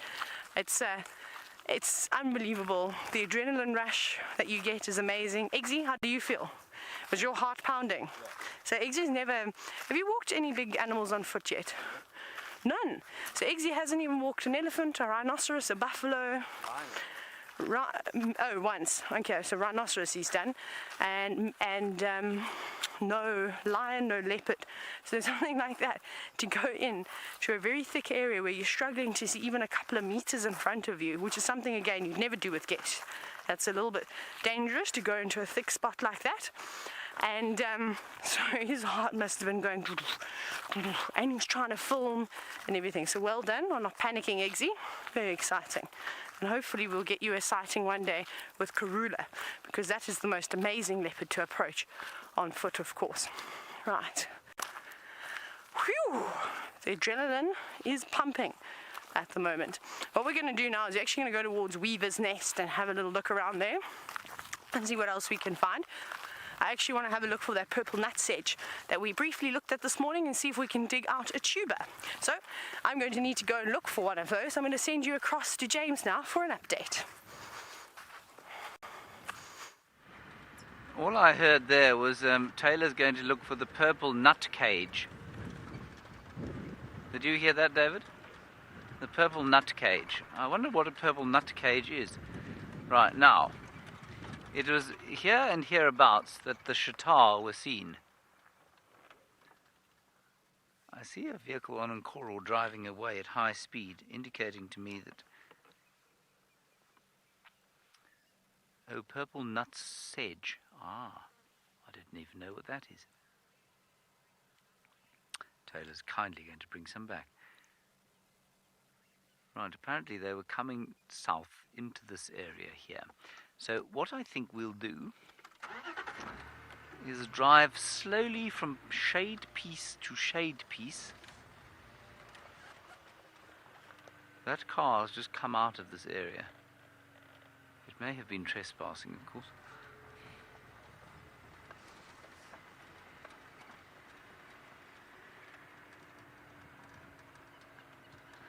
So a cheetah, obviously, on a hot day like this is not going to move a great deal.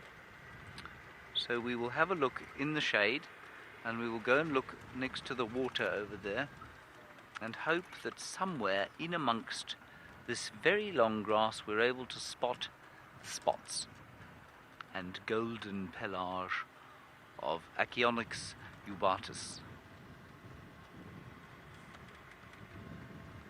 I see many off-road driving tracks here, but not a whisper of the cheetah. There. No, that's a pig. I can see pigs, everybody, making their way to the water. Feline, you'd like to see a grey lory, would you? Well, I thought I'd seen one. That's a dove. Feline, I will try desperately to find you, well, not so desperately, but I'll try hard to find you a grey go-away bird. They are around here. I think let's just keep moving slowly. And then we'll go to the water, have a look at the piggies there. Watch on top of the termite mounds in every little piece of shade.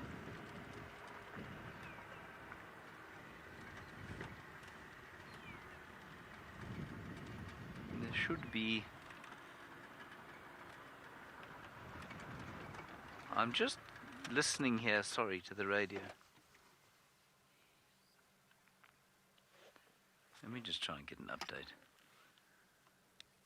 Stations, anyone try and relocate south of Kalkul of those two males?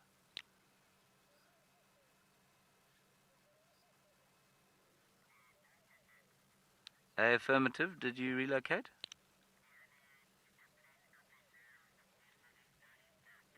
They're on Cheetah Plains open. Copy, confirm the open area just south of Kalkul. Yeah, I'm on Cheetah Plains. I'm just not sure which Cheetah Plains open area. Confirm the one north of the Mala Mala boundary. Ah, okay, so we need to move further. We need to move quickly. Copy, thank you very much. I think they're going to cross into Mala Mala, which is not far from here.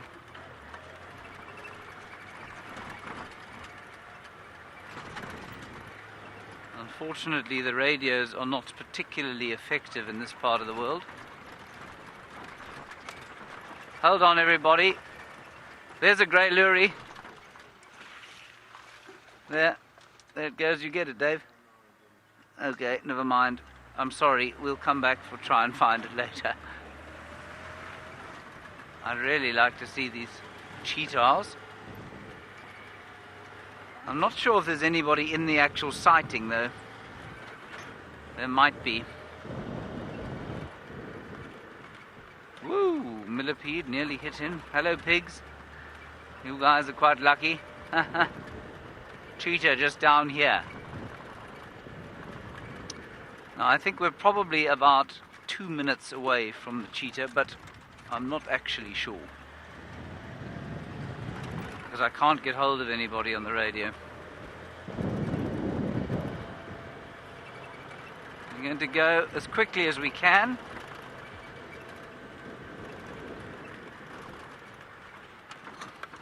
So while we race here, let's head to Tristan. He's also on the trail of a spotted cat.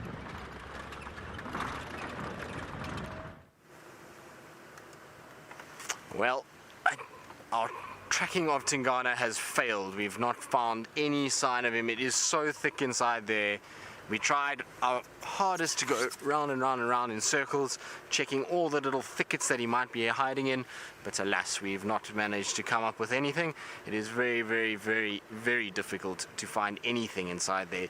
So now all I'm doing is going around in a loop again just to see maybe if he's popped out somewhere where I can actually see a footprint, or if he's maybe walking on the road again. I was ever hopeful that he could potentially have gone to our big jackalberry and maybe lay there, but alas, no sign at this stage. What we will probably do is, I mean, there's not much more I can do than what we've done already in terms of going off-road and checking around here.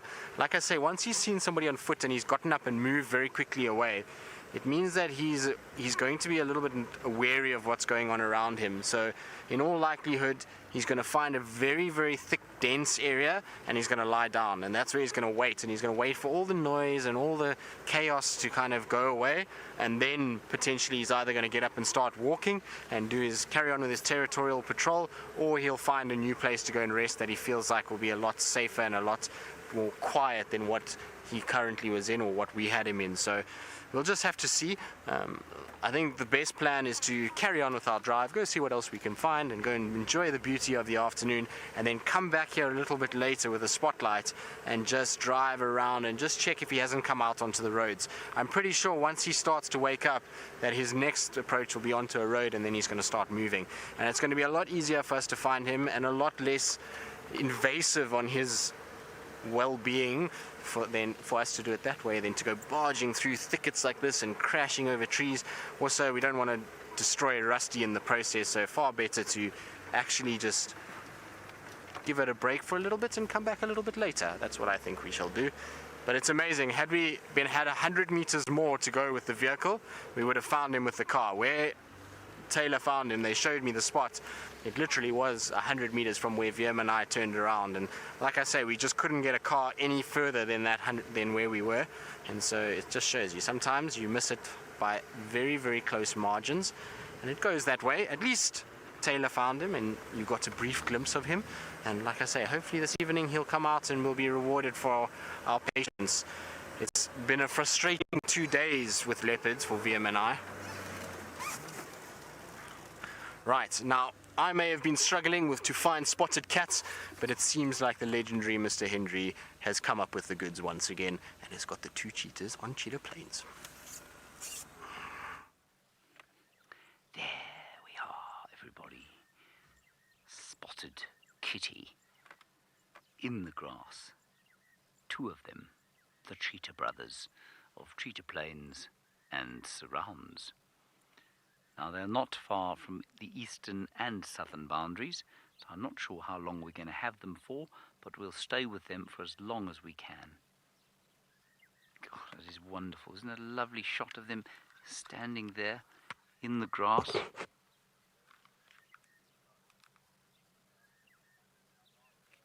Marvellous stuff. Let's keep going. I'm going to try and get around the front of them.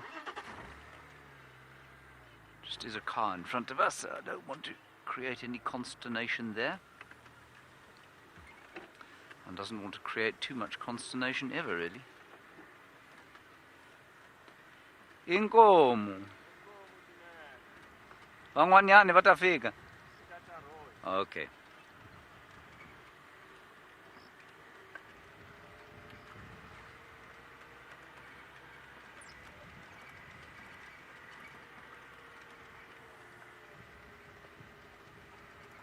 Now, Jason, you're wondering how many of these spotted magnificences live in the Djuma area. Jason, not many. They are not common, and that's because areas like we're in now, which are, well, clear of too many trees, you can see are not common. We don't often have areas like this. Often, more often than not, it's woodland, and cheetahs need areas like the one we're sitting in now. They cannot survive very effectively in woodland because they cannot hunt very effectively in woodland. He's a very fine fellow. Did you see where his brother went, Dave? Oh, there he is. Yes, quite.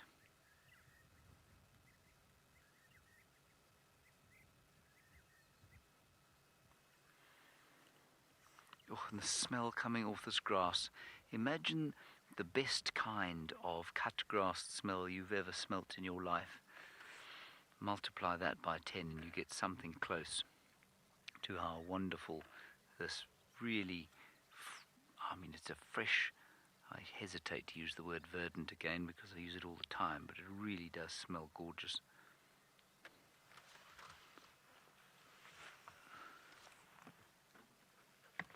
And I know that many of you are excited to see the brothers together because we know that they split up, or they were split up. We don't really know why, quite possibly because of lions, I think it was, that chased them. But they've certainly managed to find each other now, and they've disappeared. How many times have we driven straight past them, one has to ask? They've gone. Tell me when you've got a shot, Dave. You got him.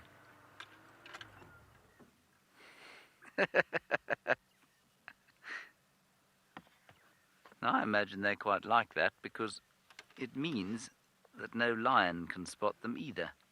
As difficult as it is for us, so it is for anything that might harm them. Marvelous stuff. Trevor, I'm going to say no, but I'm not sure. You say, do they look like they've eaten, that they've eaten recently? I'm not sure.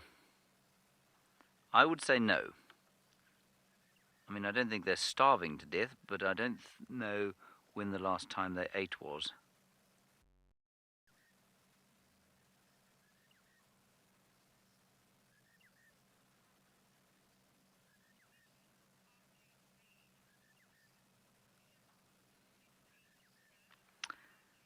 RJ Blade, you say, what purpose do the tear marks on the face serve? RJ Blade, I think that will be debated for about as long as the debate over why zebra have stripes occurs. No one really knows why it is that they have got tear stripes. The sort of general consensus at the moment is that rather like a football player who paints darkness under his eyes when he's playing under floodlights, some cricket players do it as well, it's supposed to absorb light, and so there's less reflection into the eyes. And because they hunt in the day rather than at night, they don't have the white fringes around the eyes that, for example, the leopards and lions do.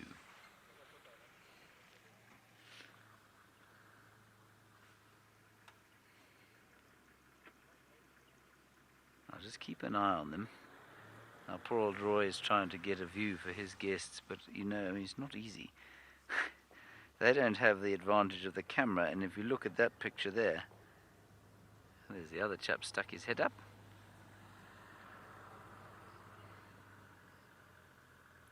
This is wonderful.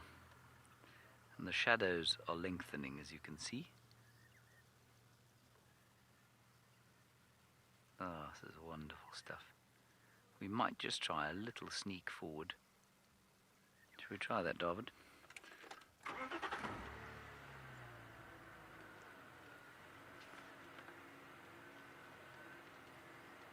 We don't want to get our shadow on him because that'll take away the golden light. How's that, David? Pretty hopeless. That might be all we get.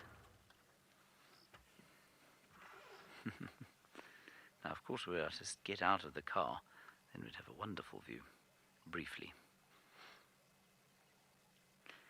Now, there have been 2 incidents of late where I've heard of cheetah, one fatal and one not fatal, attacking human beings. And I'd never heard of it before, because they're not animals that you would normally fear, and certainly when you see them on foot, their normal reaction is to just run away. And those 2 incidents were combined with a story from Herbert, where he says he was tracking a cheetah and he was charged by it. And it disappeared. It gave him a rev and then it ran away.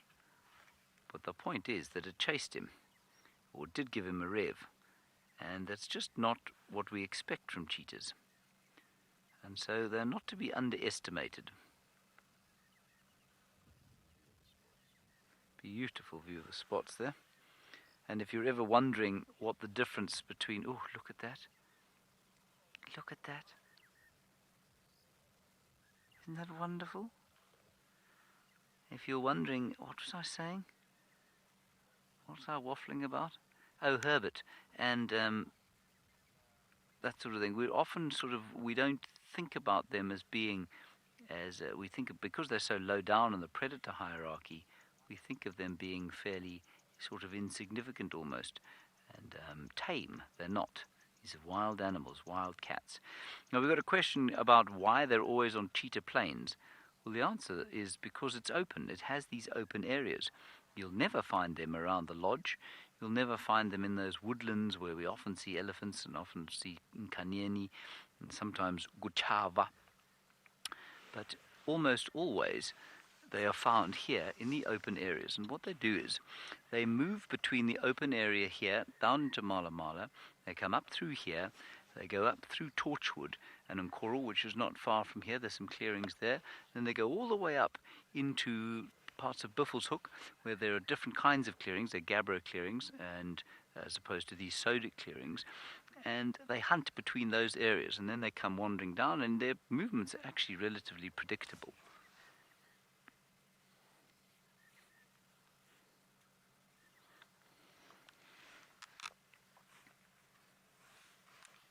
It's just very nice to have them at all, you know. Seldom do we have cheetah, and that's because of the habitat, as I've said. They're just wonderful things.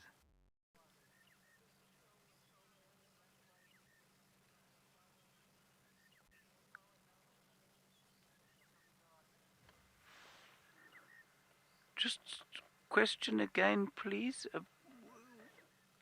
Is it possible that one of these... Yes, Tweety Tweet? Oh, right.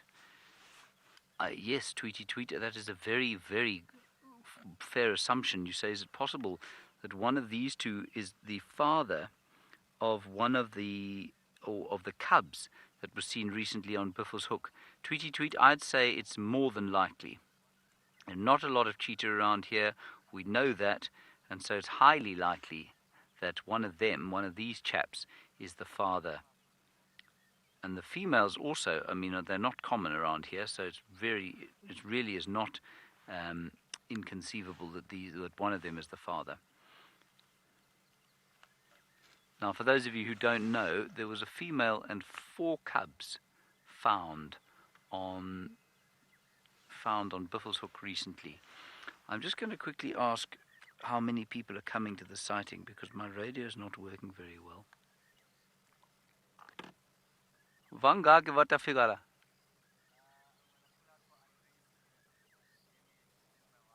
Na menta famba. Ya uim. Loko va figa nta famba. All right. Okay. I'm just having a discussion there about whether we can stay or not. I don't know what they're doing there.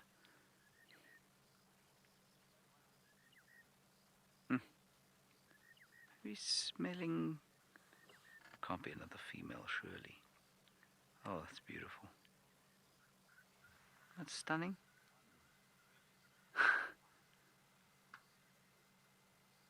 That really is gorgeous.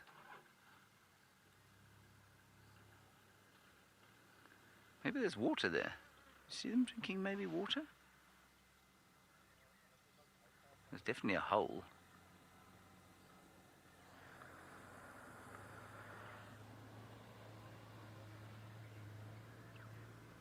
This is just beautiful.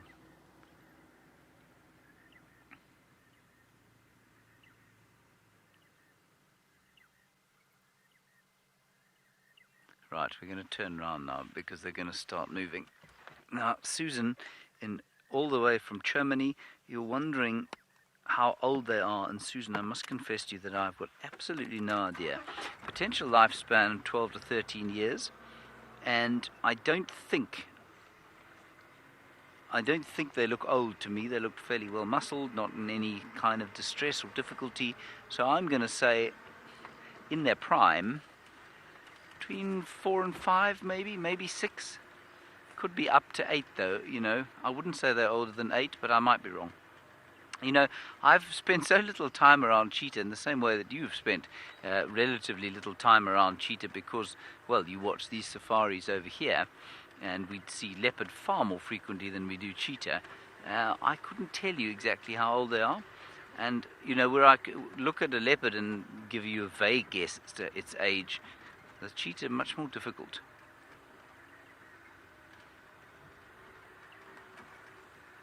And Tristan, apparently, who's got more experience in this area, says that he reckons they're 10 or 12. I would have thought 12 was quite old for them. So we'll call it an even 10, shall we?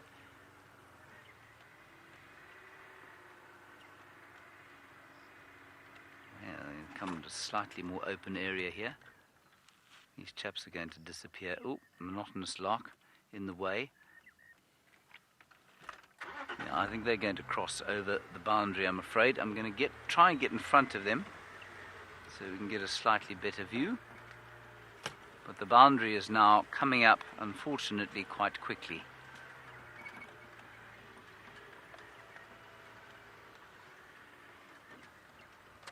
And Lissa, you say, oh, they are just gorgeous. They are very gorgeous, if you can be very gorgeous. And that's what these chaps are.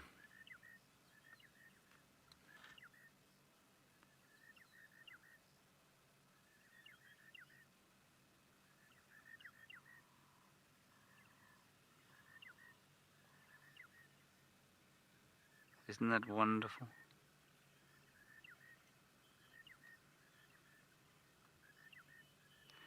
And Eve, you say, is there a limit to cars on the sighting? Eve, absolutely there's a limit to the cars on the sighting. There are only 3 allowed. But we seem to be in a position where we're allowed to stay. So that's very exciting. I don't think we have to move, which is great news.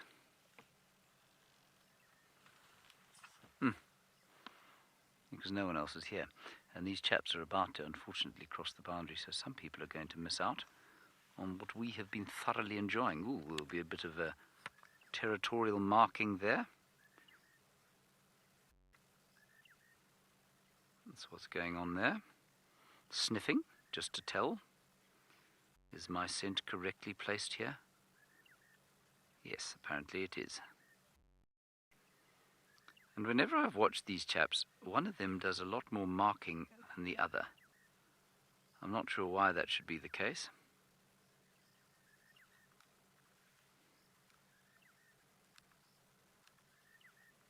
Ooh, come on, have a lie down there. It's a nice little open patch.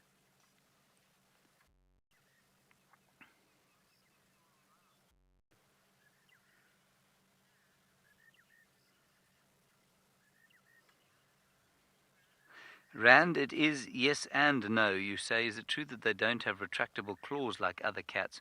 Rand, no cats actually have retractable claws. They've got, I'm being pedantic here, but they've got what we call protractable claws. The resting position is the claws actually in. So that's the resting position, but they can push them out. Now the cheetah has got a semi-protractable claw, which means it's halfway out at rest. It can push them all the way out, but in resting position, so you can imagine when they're running, they don't want to expend energy pushing the claws out. So when they're running, they get pushed, well, probably not when they're running. When they're running, they're halfway out, and that gives them an extra spiky grip. But they don't use them for killing in anything like the same way that like a cheetah or a lion will. Ayaw minsan kwalan. Aha. Somhlot. Kui. Swamhlot. Oh. He's just telling me a joke there. And Shangan saying, can you see how upset they are? They're crying. Look at their tear marks.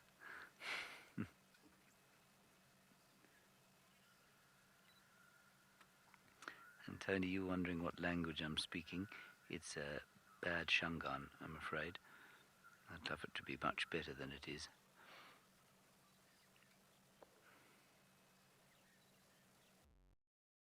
Beautiful.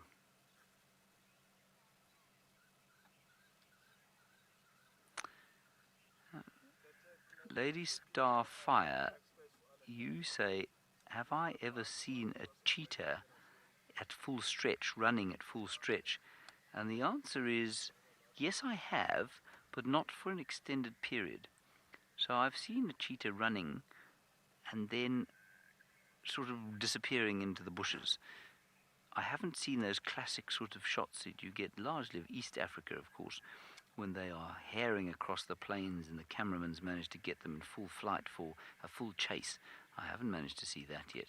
But these clearings, of course, would be the ideal place to do that.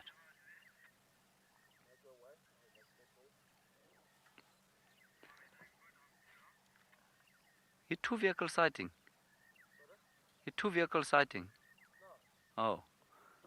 I'm loving the farm. Okay, that's Oh, and that's one. Okay. He's just saying why we can stay, because they keep moving out to making space for each other, but it's because they're only allowed one from their property at a time. So we're allowed to stay. Marvellous.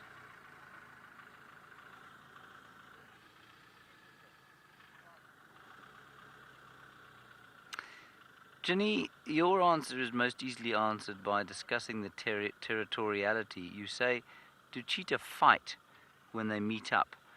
No, they don't, normally, because they are not territorial, well, not strictly territorial. They will avoid conflict. But they do fight from time to time, and I've certainly heard reports of females, especially with youngsters, being attacked by males. These guys have not eaten. They are very, very skinny.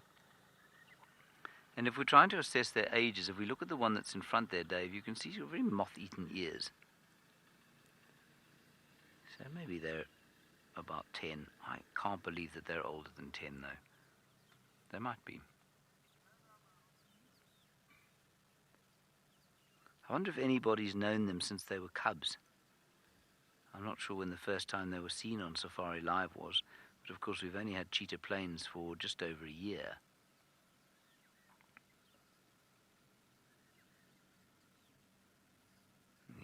Flicking there, much sleeping to be had. Well, this is brilliant. We're not going anywhere at all. And just stay right here until they cross the boundary, because they will almost certainly do that. They're a little bit itchy. They're probably feeling a little bit like Taylor. They've been walking through this long grass. I bet she wants to sort of have a roll around in a dusty area and stay itch-free. I'm just picturing Taylor do that now, actually. It's quite amusing.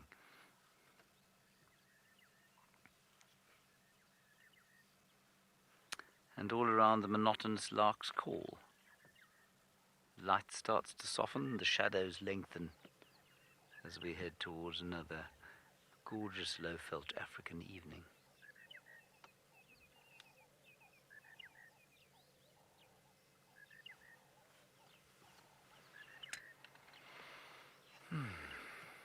Marvellous.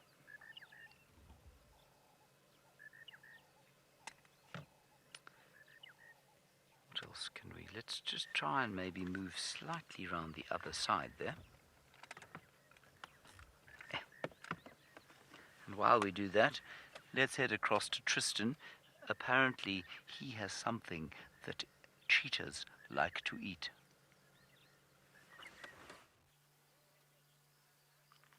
Well, yes, James, these would be high up on a cheetah's menu in the Sabi Sands. This will be one of the animals that they will go after first, especially those two brothers. This is something that those two together will try and target, because the two of them are going to eat quite a bit as a group. So an impala is the perfect size, particularly these impala rams. I've seen them chase these guys quite often and eat quite a few impala rams. So this is indeed one of their prey items. So we came down to Twin Dams as part of our World Water Day, as well as to check for any signs of the royals, to see if maybe Karula and the cubs had somehow popped up this way. But alas, there has been no sign of them.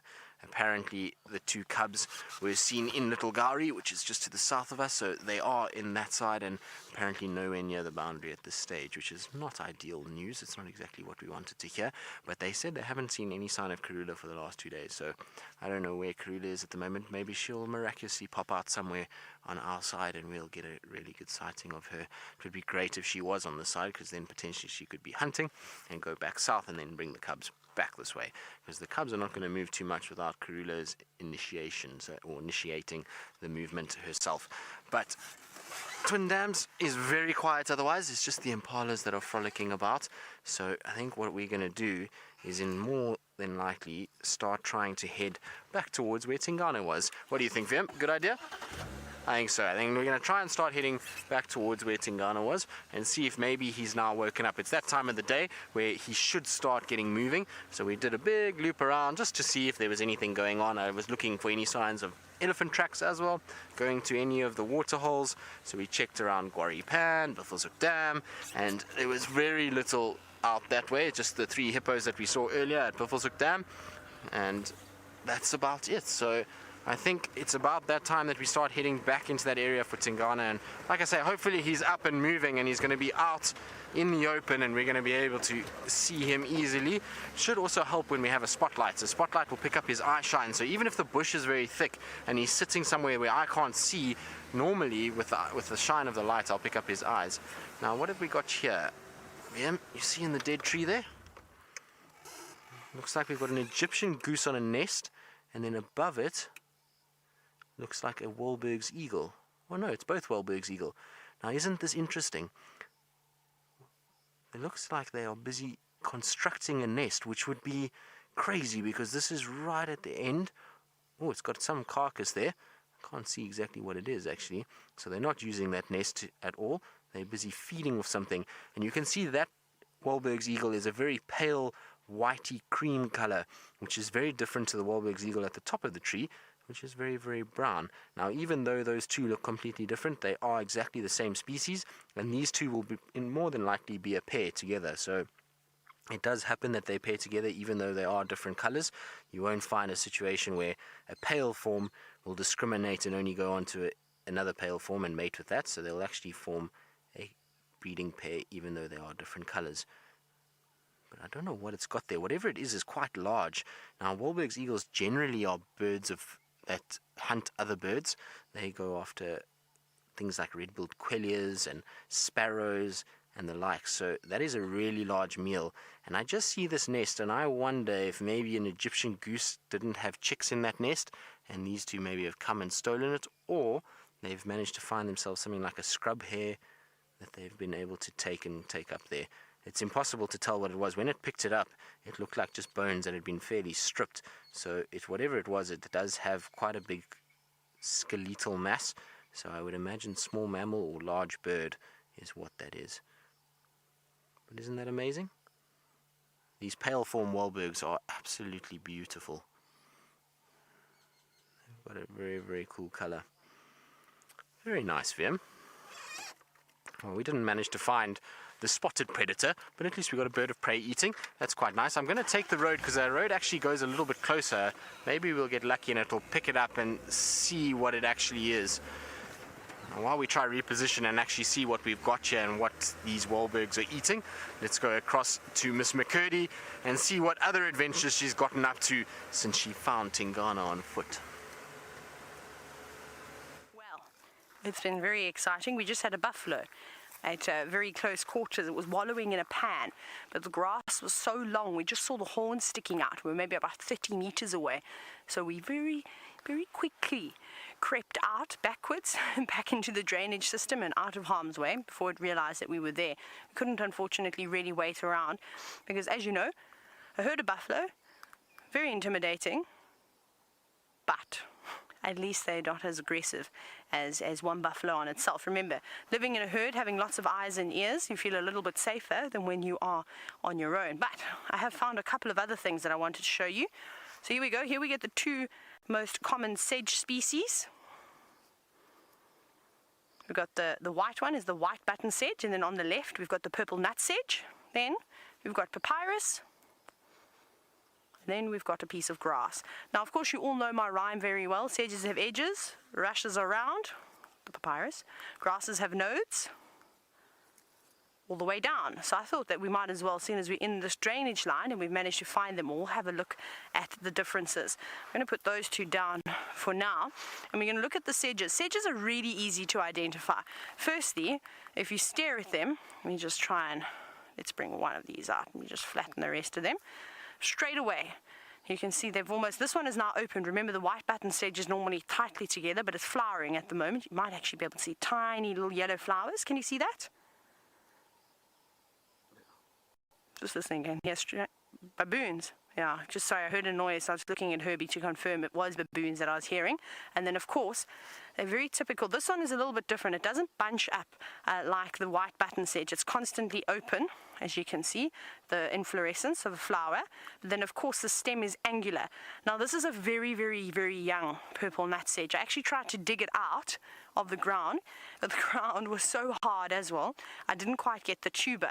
I couldn't get through even with my piece of dead knobthorn that I managed to use as a stick. I just got this these little wispy roots, but essentially out of here is there normally is one big tuber, because as this plant grows and it gets quite tall, sort of get to about that big, then you'll get a tuber that can be up to 20 centimeters in length. And we'll quickly just go on about what we were chatting about this morning. So initially I said that the big tuber that they've got is fantastic. It's high in starch and carbohydrates, which is a really good sustenance for many different people.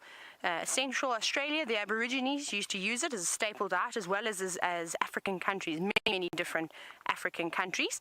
And then the sort of further north you go, as you start to head towards Egypt and places like that, this plant becomes very, very special for the Egyptians. And what they would use it, and like the sedge, they have a similar property.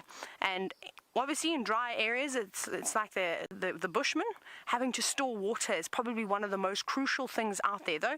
Of course, the Nile River runs through Egypt, and so they do have a nice water source, but sometimes it's easier just to store it. So both of these sedges have got antibacterial properties, and both of them are used, but particularly the purple nut sedge, which is found all over Africa, and particularly used by the Egyptians to keep their water clean. So they would store it most likely in clay pots, and then they will actually take the roots off. They would just, of course, cut this part, the stems and the head of the plant, and then chuck it in the water and then leave it like that, and that was supposed to keep it sterile. And I said that that's what they do with the white button sedge. The bushmen use that and they stuff their ostrich eggs. Another thing is that there's a incredible aroma that comes off of this plant. Now, for the life of me, I can't remember which part of the plant that they use, but I'm just smelling the plant now. Let me break it up a bit.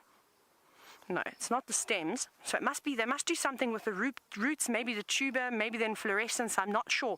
But the Egyptians actually used to make a perfume out of it, and they used to use it to spice their food as well. So not only is this one of the most invasive plants the most annoying weed, I suppose, in the world. Like I said, it invades over 90 different countries, but it is indigenous to Africa as a whole.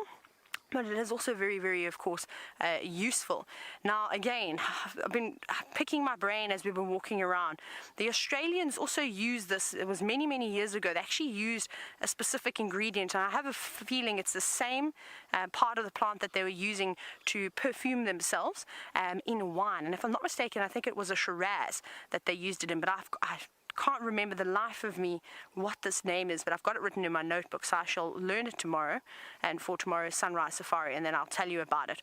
But I just think that that's an incredible, something that is such an annoyance to people and ruins crops and well, just causes a lot of problem, can also be so helpful. So there we go, sedges, which I think is really, really handy.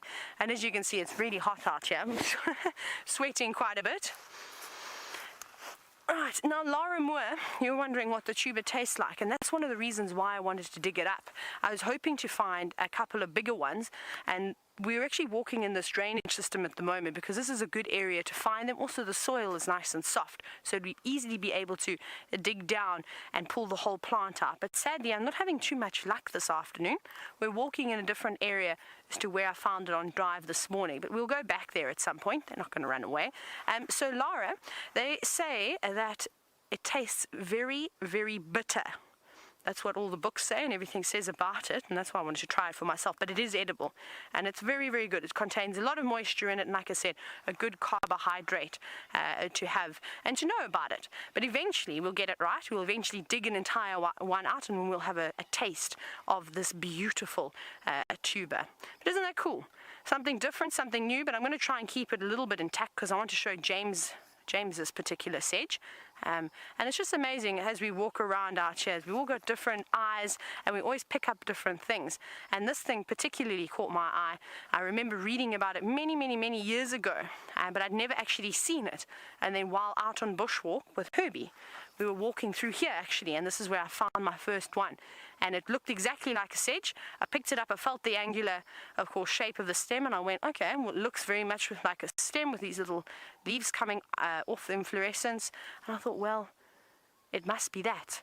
And then I pulled out the interweb just to quickly have a look at a picture of one, just to confirm it, and it was indeed. So that was quite cool that I managed to find it out here on Djuma Game Reserve. And Mary, you said that this is very interesting. It is indeed, and I can't believe, I'm so sorry that I've completely forgotten about the wine, because I found that particularly interesting. But we'll get back at that. We'll just keep this going for a while. Now, Project Alpha, thank you. You're saying that I was correct about the Shiraz. That was the varietal of wine that they were using to spice this. But we'll go into a bit more information. I'll rather go and read that passage again that I'd taken. I can't even remember where I found that note. This note, it was in a notebook from about 4 years ago, and so I've got to go back a bit and actually do a little bit more research on it. And maybe, because that was such a long time ago, perhaps there's actually more studies that have been done on this plant, and maybe there's a couple of other things. So I'll do a bit more research tonight and see what else I can dig up about this plant, but I think it's particularly interesting, like I say, that something can be such a nuisance to people, but also such a blessing at the same time. And then finally, we've got our sedges, we've got our grasses, and we've got our rush all in one. I think this is the first time I've ever had my little poem that I always talk about in the same bunch. And well, you could probably use it as a bouquet as well to decorate your table. So lots of useful things out here. We need to move out of this drainage line now. It's getting a bit dark, so we need to chase the sunset and head west. But I'm going to send you across to Tristan while we do a little bit of a march.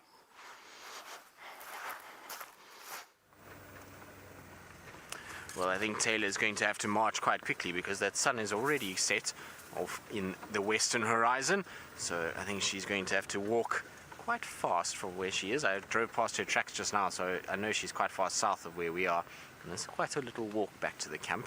So she's going to have to move quite quickly. And I heard her talking about the fact that the Australians use sedge to make wine. I think Australians are much like us in that they will utilize anything to make some sort of alcohol. So you can see in the road we've got some crested franklins. Now I'm hoping that these guys will be our helping hand in finding Tingana. So we're back into that area now and we're looking around, and I'm on Hyena Road, which is on the eastern side of where Tingana was seen, and I'm hoping that he walks somewhere where these birds are, because they will make an absolute racket. They'll explode off the ground and onto a tree area, and they'll start calling, and that will give us an idea that he's moving around. But you can see the little chicks running in amongst the adults there. So quite a large grouping of crested franklins, and they seem to be chasing one another. And look at them just waddling down the road. Now, I'm unfortunately going to upset their afternoon marathon or jog on the road, and we're going to go through because I want to try and get round to back to where we saw Tingana, or Taylor had Tingana, before it gets too dark. We want to be able to have a little bit of light to see.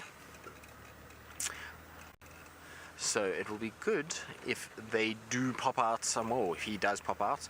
Like I say, it's also good just to stop every now and then and just listen, because when leopards move around, they will disturb a multitude of different animals. So you'll find that birds will be disturbed, like I was saying with these crested franklins. They'll be disturbed. There'll be possibly some sort of prey animals. You might hear the bark of a kudu or the snort of an impala. And so sometimes just turning off your engine and sitting for a little bit can allow you to actually locate on these predators and hear where they're moving around. Now, of course, if he is lying flat, then it's going to be very difficult for anything to see him, and then he'll find that they'll be very quiet. But like I was talking about earlier, I reckon he's going to be up and moving now. It's gotten quite cool. The sun is setting, it's getting dark and gloomy, and it's now the perfect time for a leopard to start waking up and start moving for the afternoon. So that's what we're hedging our bets on, and I reckon it's time. VM and I caught a break, and a leopard arrived on the scene for us. VM was reminding me that out of everyone in the crew at the moment, I think he and I are the ones that are probably the most desperate to see a leopard. Both of us are spotted cat fans, so for us going a day or two without leopard is start to get a bit of withdrawal symptoms, and so we really need to fix it and break our little drought that we've had. And it's going to be one of those situations. It happens like this. Sometimes you go through these droughts where you don't see any leopards for a few days, and you get all down about it, and you think to yourself, what is wrong? Why can't I find them? And then the floodgates open. You'll randomly bump a leopard, and then from then on, wherever you go, there'll be a leopard everywhere. So it happens this way, and you've just got to ride out the bad and then enjoy the good times when they do come. Careful your head here, VM. There's a nasty buffalo thorn there. But other than that, it's been quite a quiet afternoon for the driving that we've done. We actually haven't seen very much at all. We haven't seen many signs of other animals. I haven't seen any waterbuck tracks or giraffe tracks or even zebra tracks. VM and I were saying that we had zebra everywhere a few days ago, and now all of a sudden there seems to be quite quiet. Other than the McCurdy-Hurdy that's on quarantine, there's not that many zebra around. And it's probably because the grass is getting so long in places that they really are in danger walking around there. If there is lions anywhere near and a zebra walks through grass like this, they're never going to see a lion, and a lion will be able to hunt them quite effectively. So I think they're trying to stick to more open areas, and now with that area on the edge of Chitwa airstrip, which is south of Djuma, that they've just mowed just to kind of keep it clear for the runway, and you're going to find a lot of zebra are going to make their way there because of that shorter, fresher grass that's around. So that will have pulled a few herds as well.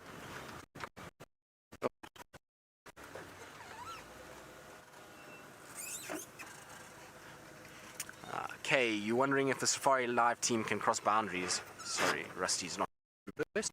So we can in certain areas. So we have Djuma, which is our main area, which is where we're based. So we have basically a block that is Djuma. Then to our western side, we've got Arathusa that fits in there. And then to the south, we've got Chitwa and Cheetah Plains, which is where James is at the moment. So those are all boundaries, but we're able to cross in between all of those. And slowly but surely, we are going to try and find ways to try and expand our traversing and have more areas so that we can access more properties and have a lot more availability when it comes to finding of animals. Now, I reversed a little bit just because of this beautiful coloration on the western horizon. So now that the sun's gone down, there's this beautiful blues and pinks that are coming off, and you can see almost fingers of light and mirror effect of the sun on the eastern side. So you can see there's a little drongo that's busy hawking. This little drongo is now going up into the air and grabbing little insects, and that's because now at this time of the night there's a few insects that will be hatching. So you'll find the mosquitoes are going to start coming out. There might be a few little mayflies that will be hatching out of the watery areas, and that open little branch is the perfect place for these drongos to hawk from, so they can just fly up, grab an insect, and then back, and then spy, grab. Oh, and look at that camera work from VM. Very well done there, VM. That was excellent. Well done. So you can see a perfect place, and this will be a pair together that's moving around, and off they go. That was very, very nice indeed. Well done, VM. We're going to try and see if we can carry on and find any sign of Tingana. It's now getting quite dark, so I think the lights will start coming into handy now, and the spotlight might be able to get a little bit of eye shine from him and be able to then see him in these thickets if he is lying down still.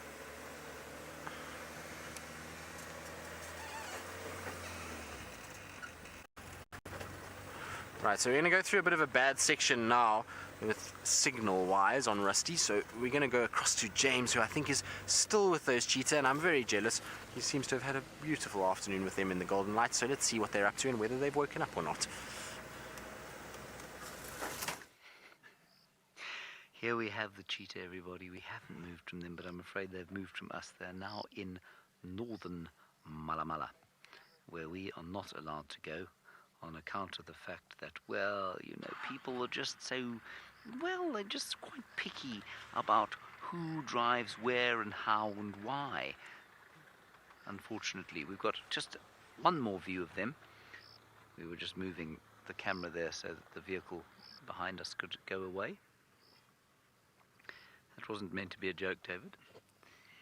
David's found many things very funny today.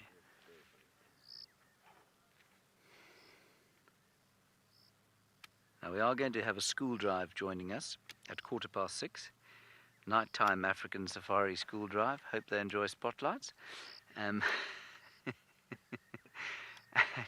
I guarantee you that cheetah will lie down as they go live, and we'll have a monotonous lark, maybe, and this quarry bush next to me to show them. But with any luck, the cheetah will hang around for just 5 more minutes so we can show them at least a glimpse of this beautiful cat. Wow, we've been privileged to see them today. It's been really special. Christopher, we think that you want to know if they can see in colour. We think, Christopher, that they largely see in black and white. So how do we know that, you might ask? Well, what you do is you hold up a number in front of them. You know those coloured, you know the colourblind test, you know the ones? You know the green and then they've got red in the middle, I think. You hold that in front of the cheetah and you say, can you see the number? And the cheetah then says, I can't see the number. And from that you can deduce that it is colourblind. I'm sorry, Christopher, I'm talking rubbish. The way you know that is from their eyes, and it's a dissection of the eye, basically. And in your eye, yours too, you've got 2 kinds of cells, one called rods and one called cones. Cones, it's easy to remember this because C begins with, well, cone begins with C, as does colour. Cones pick up colour, and rods pick up light and dark. And we have got a lot more cones than we do rods, so we see very well in colour, not so well at night. And a cat like this will see, has far more rods than it does cones, so it doesn't see so well in colour. But what that does mean is that it has a much better perception of contrast, and probably a greater sense of depth of perception, and it also, which means that when it is on the hunt, it's able to pick things up that are well camouflaged, but at the same time, I told you it would do that. Now we have one quarry bush to show the kids, and at the same time, it means that it can see better at night. Now, why does a cheetah, which hunts largely during the day, need to see at night? Well, it's because it needs to defend itself. Its greatest threat is from hyenas and lions and even leopards. And so it needs to be able to see at night in order to defend itself, much in the same way that something like an impala also sees rather well at night, better than we do, probably not quite as well as a lion does. This is absolutely spectacular timing from these chaps. Thank you very much. I don't actually believe what I'm seeing. All they had to do was hang around for another 3 minutes. And now look at them. Wassailing off into Mala, looking for things to eat. I think also you might find that cheetah do a little bit more hunting around this time of the day than we think they do. You know, normally we'd expect them to be going to ground round about now to avoid the presence or avoid the chance of coming across a lion or a leopard or something like that, or a hyena, even worse for them. And I think you'll find that they probably do just a little bit more hunting until it's completely dark, because this is a great time for any predator to hunt. The light is faded, and I'm sure you know that when you are driving, this is the worst time of the day to be driving a vehicle. Somehow it's easier when it's completely dark. So Christopher, I hope that answers your question. Please excuse my rather, well, strange sense of humour. You don't in fact have to hold up a number in those bubbles of green and purple to test whether an animal is colourblind or not.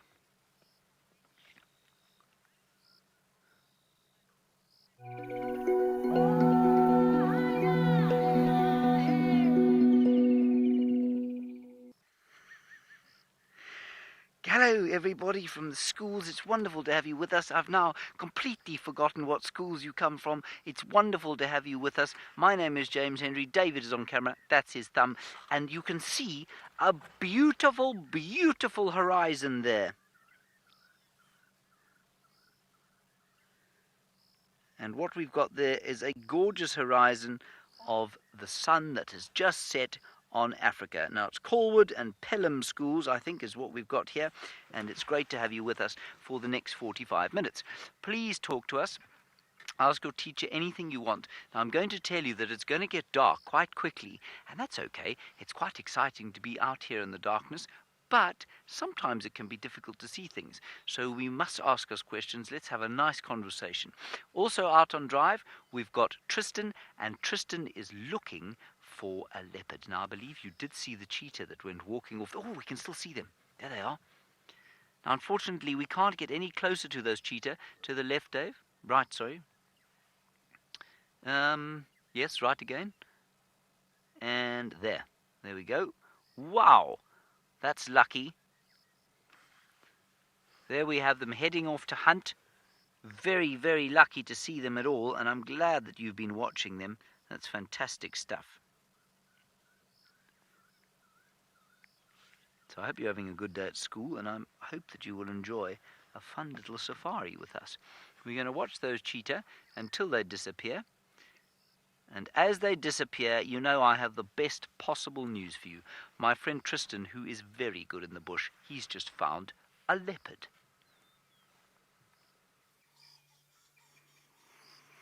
Good evening and welcome to Pelham and Torwood. It's lovely to have you kids, and I hope you are enjoying this. As you can see, we've gone from one spotted cat to another.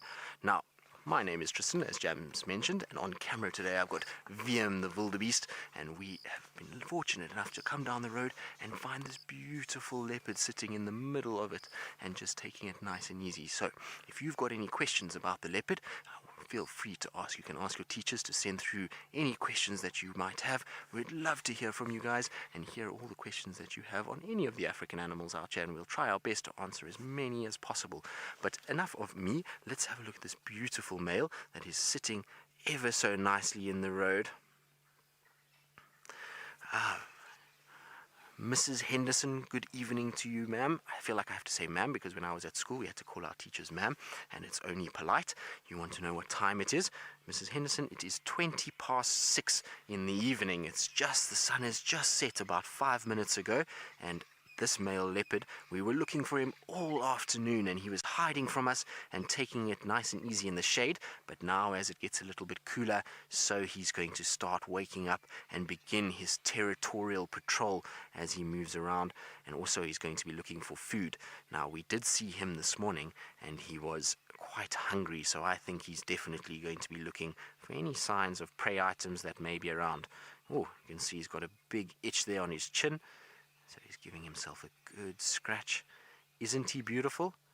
Look at that. Look at those eyes. Absolutely magnificent. Now, a leopard is my favorite animal. They are just the masters of disguise. Earlier when we were here, he was right near us and we just couldn't see him for the life of us, and only now that he's come right out into the open are we managing to get a good view. So their solitary lifestyle and the way that they can just blend into their environment really makes them appeal to me and makes them one of my favorites. Also, a male leopard has got to be one of the most powerful animals out here in terms of weight to weight ratio. They are very, very strong, and look, he's going to stand up. Now, I'm going to just reverse with him so that we can keep him in front and we can see his beautiful face.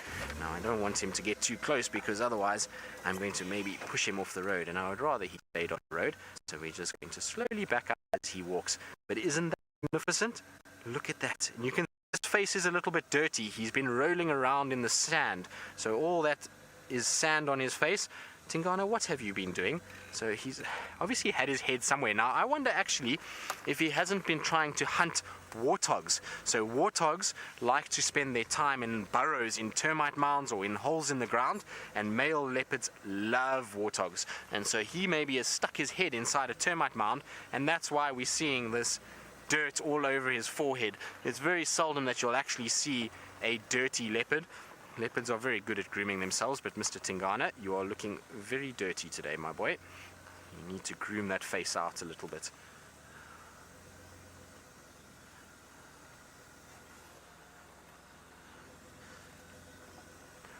Naomi and Imani, you wondering what is a leopard's favorite food and what is he looking for? Well, he's looking for at the moment any small to medium-sized antelope. So his favorite antelope will probably be something like an impala. Now, an impala for us is like a white-tailed deer that you have in the United States. That's about the same size. Oh, he's doing a bit of scent marking. Maybe he's going to vocalize for us. I hope he does, because he makes this amazing sound. But he'll go after medium-sized antelope. Then, like I said, like warthogs, which is like a wild boar or a pig, an African wild pig.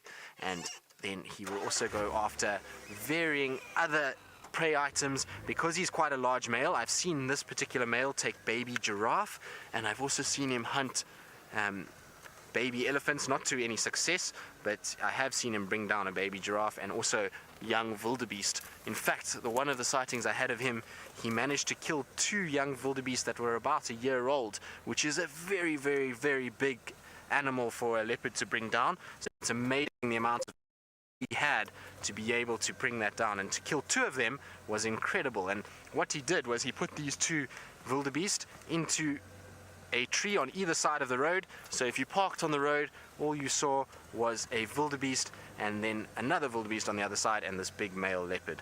Look how he's smelling the air now as well. So he's sniffing.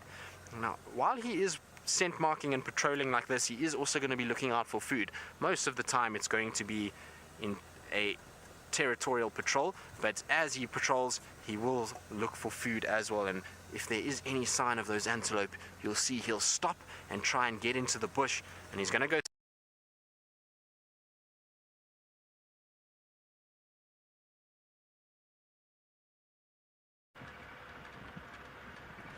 Hello, sorry about that, kids. Tristan's just obviously going through a little bit of a difficult area. He's still with the leopard, and hopefully he'll be back with him very soon. We are driving now with a spotlight, that's what this is. And let me just tell you that while we're driving along, if we see animals that are active in the day, that's called diurnal. I'm not sure if you know that word, diurnal. It means that we won't view them. So what light, big bright light like this, just hurts an animal's eyes. And it's, you know, if I shine it in my own eyes, I can't see anything for a long time. Don't worry, I closed my eyes then. And it's the same for the animals out here. And so we only shine the spotlight on animals that we see in the night. Now, you Tallwood School, you're wondering how much bigger that leopard is than the cheetah. Tallwood, it's not actually that much bigger. He's shorter. Tingana is shorter than those leopards, at least than those cheetah. Those cheetah were probably standing at about 3'5" or so off the ground, and the leopard probably about 3'2", so just a bit shorter. But the leopard, you can see, is much stockier. He's much bigger built, and so he probably weighs in the region of 80 kilograms, 80 to 85 kilograms, and that in pounds is around about 180 pounds. And what you'll find is that those cheetah are probably sitting at around 60 kilograms or so, which is about 140 pounds. So there is a big difference in weight and in the way they're built. But the cheetah is like a tall, skinny person, and the leopard is like a short, squat, stocky person. And I'm sure if you look around you in your classrooms, you'll be able to see both of those kinds of people. And interestingly, you know, human beings, we get tall and thin, we get short and stocky, we get round people, we get, well, some pretty not round people. And in animals, what you find is with animals like cheetah, well, they're all pretty much the same size. Same with leopards. Yes, there's a slight change, but it's not like us, where you get short and tall and fat and thin and muscly and no muscles. Same with all the antelope that we get out here, and of course all the deer that you get where you are. And indeed all of the rest of the wildlife that you get there. Right, Tristan has managed to find himself some signal, so you can go back to the leopard with him. No, we've lost signal again. You're going to stay with me. All right, we're going to try. I'm just going to continue telling you. So we're not going to look at the diurnal animals, but some of the nocturnal animals, which we might be lucky enough to see, would include something like a genet. Now, a genet is like a mongoose. I don't know if you know what a mongoose is, a small carnivore. A civet, which is also a small carnivore. We might see our very smallest primate, and that's something called a bush baby. It looks like a little koala bear, although it's not a bear at all, or a koala. Then we might see chameleons. I'm going to try very hard to find you a chameleon, because chameleons are great fun. Now, actually, you say, are cheetahs born with all their spots? Yes, they are, actually. They're born with all their spots. But the difference is, when they're born, they've got what we call a mantle. And that it's a sort of like a mat of white hair that sits on the back of them and goes all the way down the back, and it just helps them to stay camouflaged and hidden in the long grass when they're very little, and that mantle goes away as they get older, but all the spots are there. So they're not like hyenas, for example, which are born completely black and then they get their spots later. Leopards and cheetahs, you'll find, have got spots from birth. Now, when I say I'm looking for chameleons, what I want you to do, when you see me shining the spotlight like this from side to side, we're going to be looking in the sides of the leaves, and in the leaves we'll be hoping to find the luminous color of a chameleon at night. Ooh, there's a very special night bird. There we go. That's called a bronze-winged courser. Now, I bet you don't think there's very much similarity between a bronze-winged courser and a cheetah, but you know there is. I bet you don't know that the word to course, so you can use it as a verb. To course means to run after something. Now, a cheetah is a coursing predator. It runs after its prey. It doesn't stalk it like a leopard. And a bronze-winged courser courses after its prey as well, unlike the leopard, which Tristan is going to show you now.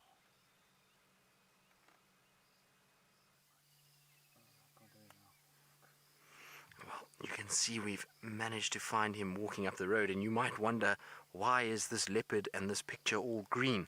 And that is because we are playing with infrared light. So we are trying to use a new technology so that we don't have to use proper lights to disrupt the animals. The infrared light is a much shorter wavelength, and so the animals actually can't see this infrared light, and neither could we. So if I turned off everything, in the next 10 minutes it will be so dark that I won't be able to actually see him. So this infrared light helps us to be able to see him in the dark and not to affect his eyes or affect his behavior in any way.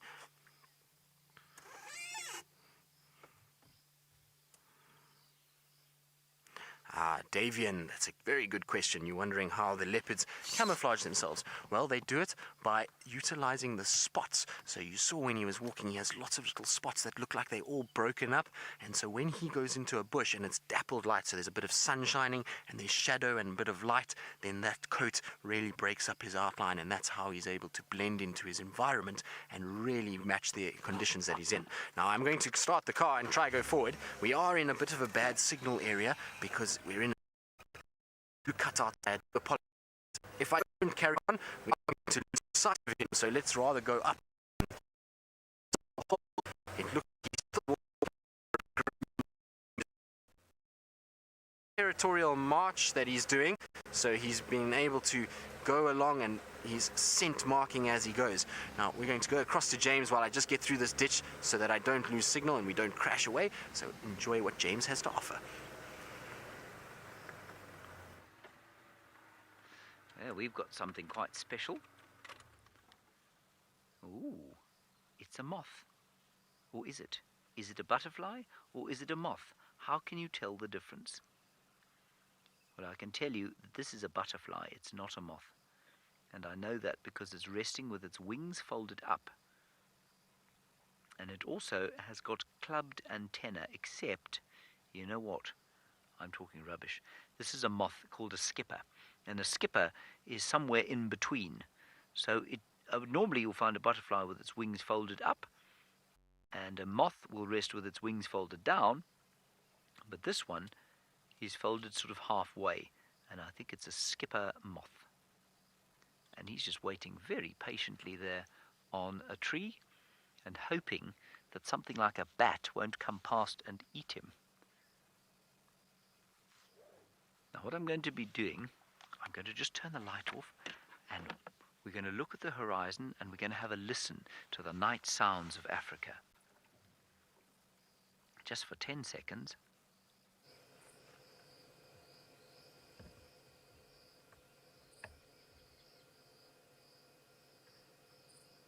And I think what you can notice there is that there's not very much sound at all.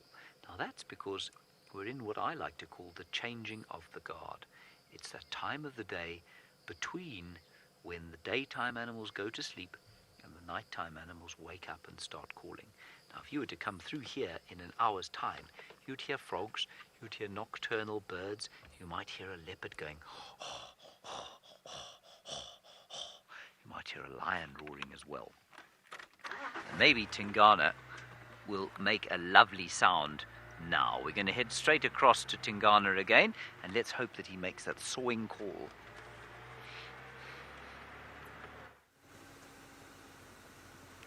I hope so too, James. I'm really hoping that he is going to make his rasping, vocalizing call, because it is absolutely amazing. It's this deep sawing sound, and it really is quite something to hear. It's one of my favorite sounds out here in the African bush, so I do hope that he does make that sound. Now you can see he is just strolling down the road like he does not care, and that is because he is the territorial male in this area. Anthony, you're asking if leopards lay eggs. Well, no, Anthony. A leopard is a mammal, and what classifies a mammal is something that gives birth to live young and then suckles it by using milk. Whereas things like birds will lay an egg and then they do not provide any milk for their young. So that is the difference between mammals and birds and reptiles. Reptiles will also lay eggs, some of them do give birth to live young as well, but they do not provide milk for their young. So a mammal, like a leopard, gives birth to an animal that is alive already, and then it suckles from its mom and gets milk from its mom, and that is how it survives and grows up to be a big adult, like this male that we see here.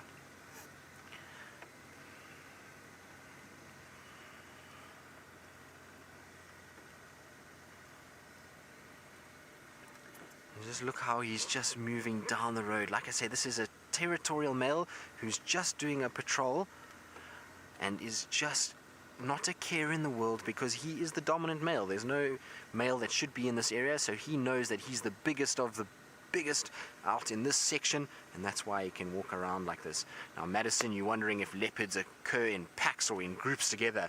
Well, no, they don't. So a leopard is the only true solitary cat of the African plains. So earlier you saw the two cheetah brothers together, so they form coalitions, the two males, and you'll find lions form prides, but the leopards are solitary. So if it's a male leopard, you'll find he's on his own throughout his life. Well, I suppose the first little bit when he's a cub, he might have a sibling, but once he is been kicked out by his mom or the territorial male, he becomes a loner and he's on his own all his life. The females is a little bit different.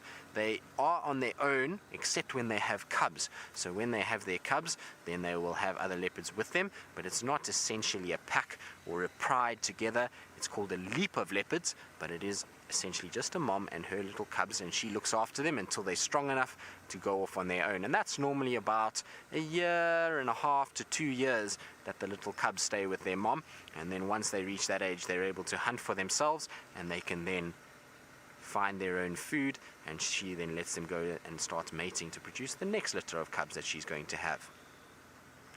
But isn't this incredible? Isn't it amazing to be following a male leopard in the dark? It's really quite something. Jessica, this is an interesting question. You're wondering what color a leopard's eyes are. Well, it depends on the leopard, Jessica. You can see how well they camouflage. So that goes back to our question earlier of how do they camouflage. See how the spots break him up and he can't see him where he's in the bush, and then when he comes out again we can see him. So those spots work really well to hide him. But the eye color is very, very, very different depending on the leopard. So like us as people, we have different eye colors, so do the leopards. So some leopards will have green, some leopards will have blue, some leopards will have yellow, some will have even an amber colored eyes. And generally as they get older, their eye color becomes more and more dull and is not as bright as it is when they're a cub. When they're cubs, leopards. They're normally born with either bright blue eyes or very, very deep brown, amber colored eyes, and sometimes even bright green eyes. But as they get older, it fades a little bit and it becomes a bit more muted, the color, and so it's not as noticeable. But yes, they have different color eyes, just like us as people. But isn't this amazing?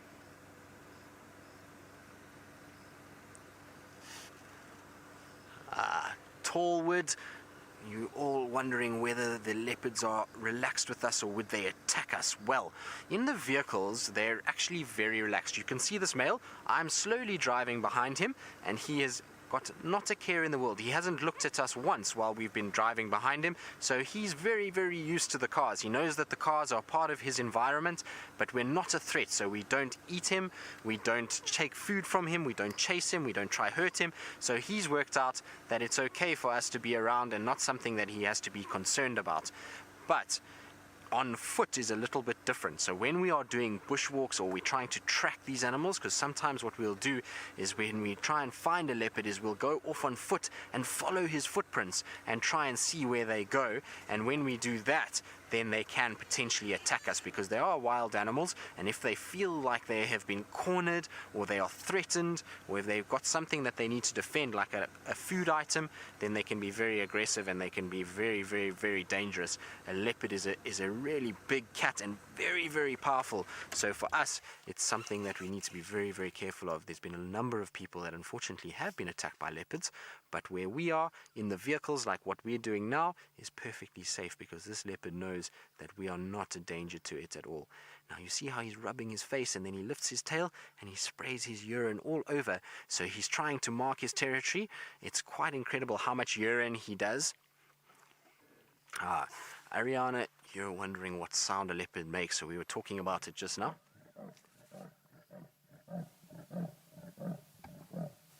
So there you go, Ariana. I think Tingana heard you and he made the sound for you. Isn't that amazing? So that is the sound that a leopard makes. It is a rasping, roaring call, and it sounds like somebody sawing wood, and that's going out, and he calls into the ground, and that spreads all over this area, and it tells all the other male leopards that I am here, this is my territory, don't bother coming here because I'm a strong, healthy male. And it also tells females that might want to mate with him that he is around, and the females can then find him. But isn't that amazing? Ariana, I think you've got the most luck in the world, because often leopards don't call for long periods of time, and for you to ask that question and then him to call at the same time is absolutely unbelievable. So you are very, very lucky, Ariana. I'm very happy that he did call. It was perfect timing. And I'm so glad that he stayed on this road, because we are actually on the boundary of our area. So if he goes north, we can't follow him. So we're very, very, very, very fortunate that he's stayed on this road and has walked so far down the road that we can just follow him so gently as he goes. Ashley, you're wondering how many pounds a leopard is and how much he weighs? Well, a male leopard of this size, because we have some of the biggest leopards in the world, he probably weighs about anywhere between 160 and 200 pounds. So he's a very, very heavy cat. He's not quite as heavy as the lions. The lions can weigh up to about 500 pounds, but he is still a very, very big male. And like I was saying, here in the Sabi Sands, in the northeastern part of South Africa, the leopards are some of the biggest in the world, and that's because of the amount of food that we have here. We have a lot of medium-sized antelope and a lot of these warthogs that I was telling you about earlier, so they get a lot of protein in their diet, which allows them to really grow very big and strong. But look at his camouflage. Look at how when he goes in the grass, he disappears. If he dropped his tail and sat very still, you can see how difficult it would be to be able to see him in that grass. Isn't that amazing? So you can see how well camouflaged they are. Now we're going to carry on following him and see where he goes and if he carries on his territorial patrol. And while we do that, let's go across to James, who I believe has got something much smaller that leopards often like to eat. This is very special, everybody. We've got what we call a slender mongoose, and we don't ever see them like this. You know, they normally run away, they disappear, and this chap's out hunting. And what's very interesting is that they normally hunt during the day. So I don't know why he's hunting at night, but obviously he feels quite safe at night because he's running along the road, a little bit like Tingana. I'm not sure we're going to see him for very long. Let's just watch him there. I'm going to take, as soon as he looks towards us, I'm going to just take the light off him slightly so that we don't hurt his eyes. That's very, very special. Let's go around the corner.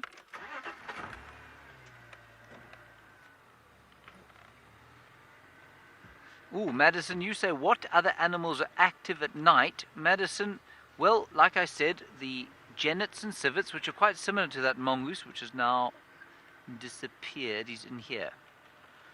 Then we get lions and leopards and hyenas are often active in the night time. No, he's gone away, I'm afraid. So lions and leopards and hyenas are active at night. What else would be active at night? Sometimes a white-tailed mongoose. The civets and genets, like I said, the bush babies, the African wild cat, which is looks just like a domestic cat, really. It's just got nice red legs and it's a bit taller. And those are the main animals that are active in the night time. The rest tend to be active mainly during the day. But you've got to be really specially adapted to move around at night, and that's because you need to have great eyes to be able to see in the night time. We're just going to drive very slowly along here. I'm still hoping to find you a chameleon, which would be very special. But I don't know if we're going to manage at this stage. We're still going to try. We've got quite a lot of time left. Maybe we're lucky. Now remember, you can ask as many questions as you like. Let's head straight back to the leopard now, and I'll try and find you a chameleon.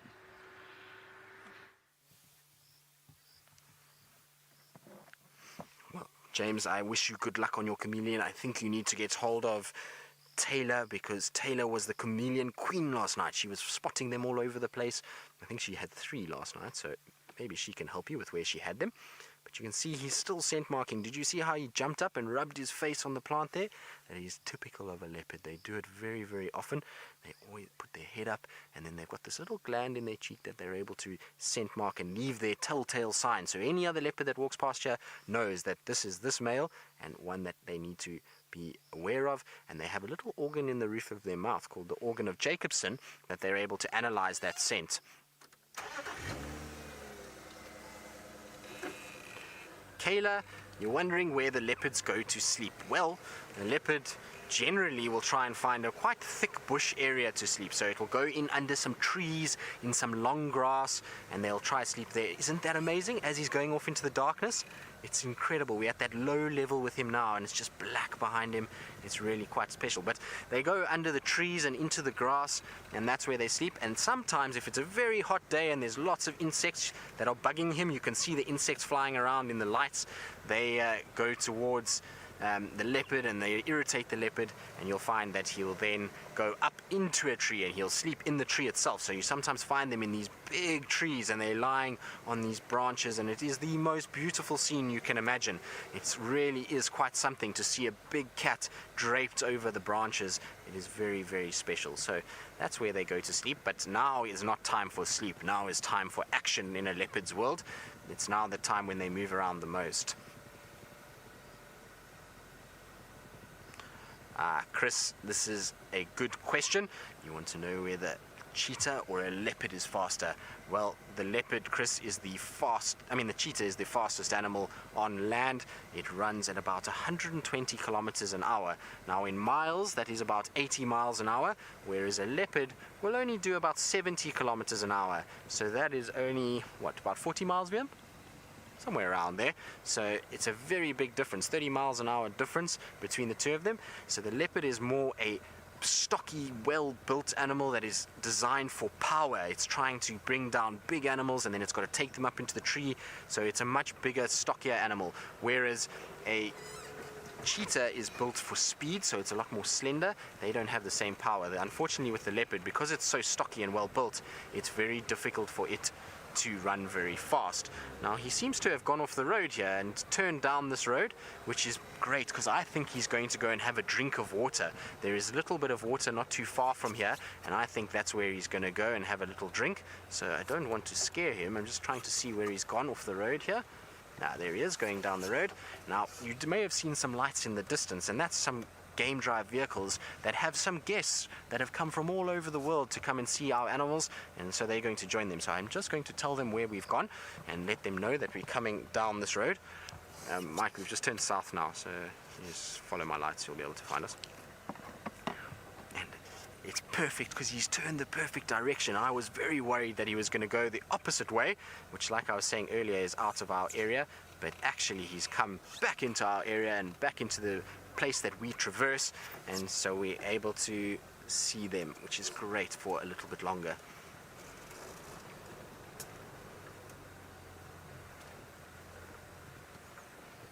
Well, Lily, you're wondering about how many cubs a leopard can have. Now, a leopard can have quite a few cubs. The most she can have is 4 at once. So you'll find that generally, though, in this area, we see the average is 2. So the female leopard that we see the most here, her name is Karula. She has 2 cubs at the moment. 2 quite big cubs now. They're about a year old. So she's a little bit older. But they can have up to 4. It's very, very uncommon for 4. The most I've ever seen a female have is 3. But look at him. Isn't that amazing?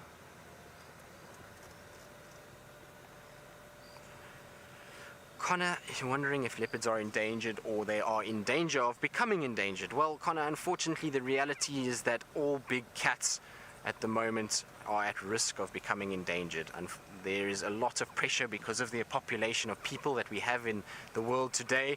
There is so many people that they are unfortunately under very big pressure. They're losing habitat, which means that they are becoming rarer and rarer and rarer, which is not ideal. So their numbers are declining, but at this stage here in South Africa, the leopard is still absolutely fine. It is a healthy population in this reserve, so they're not endangered here, but they will become endangered if the pressure on them still keeps going. So in certain parts of the world they have become endangered, but here in South Africa not as yet. Now, when we have multiple vehicles, and like I was saying to you, when we have guests that join us, then we do what's a little leapfrogging exercise. So we each allow each other some time in front to be able to view this animal. So Mike, who has just joined us now, is going to go in front and he's going to get a good view of them, and we're going to follow behind him for a little bit, and then we'll just leapfrog each other so that we can all get a good chance to see this beautiful male leopard. And while we do that, and while Mike goes ahead of us, let's go across to James and see if he's had any luck with his chameleon search. I have had no luck with the chameleon search, everybody. I have been hit in the face by many beetles, but that's okay. This is a good place for chameleons, I think. And as David was telling me, he said there are some huge termite mounds along here, which is a very good point. So we'll show you some of those. Hopefully we'll find you a chameleon. Hello, Andrew. You say, how do you find a chameleon? Well, a chameleon, you see, is very difficult to find in the daytime. But at night time, when they go to sleep, they start to get very shiny. You know, like a reflector board or like a reflective piece of clothing, like a very bright yellow piece of clothing. Well, that's what they look like when you shine a light on them at night. And so they're actually not hard to see if you know what you're looking for. I'm not having much luck today, but what I can show you is this huge castle of clay. Look at that. That's where the termites live. Now, I know that in the United States you have enormous trouble with termites in your homes because a lot of people still build with wood. But out here, we don't worry too much about it. We use bricks to build. But these things do eat our door frames, and they eat our furniture and all that sort of thing. And there are millions and millions and millions of termites in this mound. And you know what? You actually can't see how big it is. So let me just quickly, very quickly jump out the car. Now I'm going to be very careful because at night time, there could be anything around. So you've got to be careful. Only walk in the light. But look how huge this termite mound is. See? Now, I'm not a very big fellow. I'm about 5 feet and 8 inches tall. But this termite mound is massive. And it probably extends almost half a football field on either side of the huge mound, which I think is amazing. Right, let's keep up with our chameleon search. It's very bright in my eyes. Plug myself in so I can hear your questions, which have been very good so far. If I can get it into the right hole, there we go.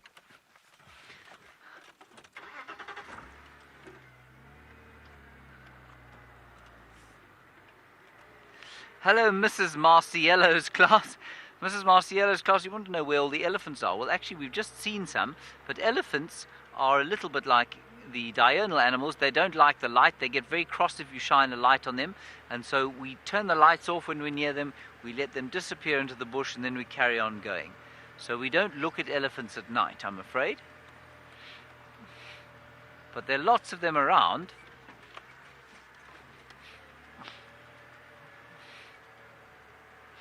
And Kayla, you want to know what my favorite animals are. Well, remember that animals, the word animal includes things other than just mammals. So my favorite mammal is a wild dog, which is like an African wolf.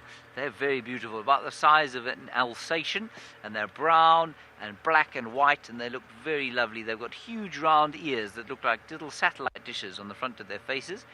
They're my favorite, and I like them because they're kind to each other. And of course, when as human beings, we like things that are kind because we like things that are kind to us. So that's my favorite mammal. Then my favorite bird is something called a white-browed scrub robin. Now, the white-browed scrub robin doesn't look very impressive, but it's got the best voice out here. It sings beautifully, so I like that one. My favorite reptile is something called a leopard tortoise, which I think you might call a turtle over there, but it's a reptile this big with a nice shell on it, and they always remind me of being on holiday, so that's why I like a leopard tortoise. And then we do get fishes and that sort of thing, but I don't really have a favorite fish out here. And we get lots of insects, and the insect that I like the best is something called a cicada. And many of you will know what a cicada is, except I bet you don't say it like that. You probably say cicada.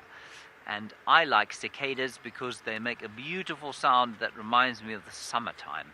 They make a loud... Oh, I found one! Look at that! Look at that, David. Can you see it there? There. In the middle of the light. There's a chameleon. A flap-necked chameleon. I told you they were around. Isn't that nice? Hooray! And he's now, can you see he's going darker? You can see that he's not the same colour he was when we saw him, and he's got a mosquito biting him. Look at that. Just behind his eye, there's a nasty mosquito sucking his blood. Can you believe it? Even the chameleons are not excused from the attacks of the mosquitoes. Isn't that amazing? Now, we're looking at this animal. You've seen a cheetah. You've seen a leopard. We've talked about lions. We've talked about elephants. Do you know what the most dangerous animal in Africa is? Not the chameleon, but that mosquito. Not that particular mosquito. That's a house mosquito. They're not very harmful. They don't carry disease. But something called a Anopheles mosquito is the most dangerous because they carry disease called malaria.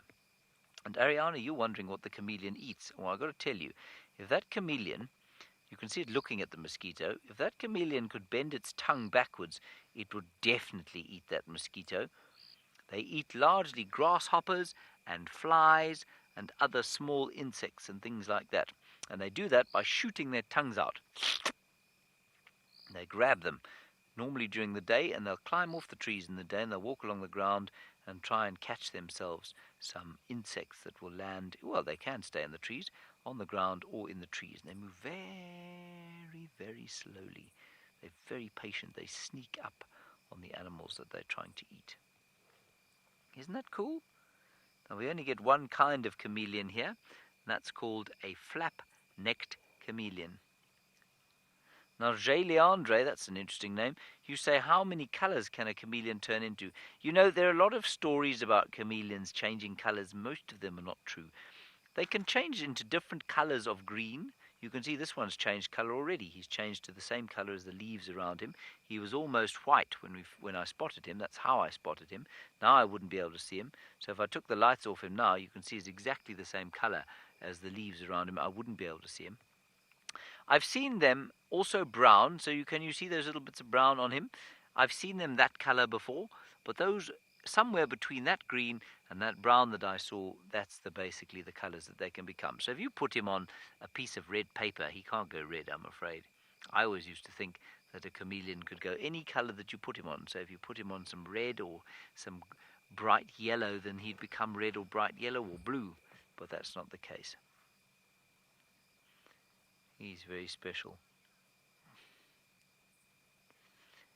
And Tyann, you're obviously a very clever person, because yes, you're correct that we think they do change color because of for camouflage, but also, exactly as you have said, because of the mood that they're in.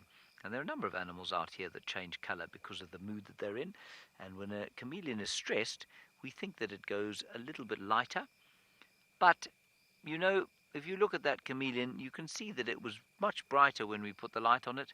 Now it's gone dark. So it tells me that although maybe its color does change with mood, it's definitely trying to stay camouflaged and hidden away from the other animals. Bless you, David.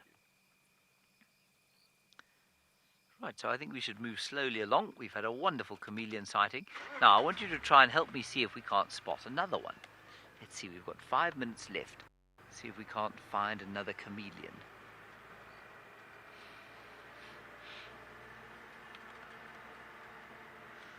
Cody, you ask a good question. You say, is there a way to tell a chameleon's age? Cody, only if you've known it from the time it hatched from its little egg. Otherwise, no. I think it's very difficult. They can get very big, but you see their size rather depends on how much they eat, not really on their age. So while you will get bigger, because as you get older, that's what humans do, you're 18, the chameleons will probably keep growing until the day they die, but it really does depend on how much they eat. I can't see any more chameleons here. But maybe we'll find a mongoose, something like that. Let's head across to Tristan. I'm not sure if he's still with the leopard, but hopefully he is.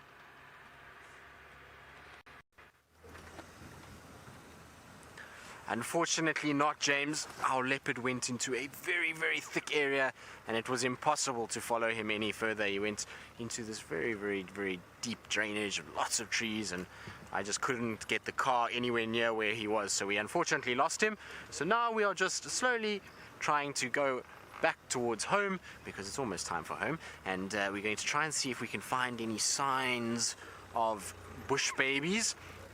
That's what we're looking for, is a little bush baby or something of that description. Now, if you're not sure what a bush baby is, it's a little nocturnal primate. So it's like a little monkey that's out at night, and they come around and they jump from tree to tree looking for food. So we're looking for them. Now, I think James is actually up in front here, so I'm just going to bypass him. But I'm going to stop here shortly because there is an absolute racket going on, and it is an amazing sound. So, and because this week we also did have a day in celebration of these little creatures, I'm going to stop and so we can listen to them. Just hold on 2 seconds.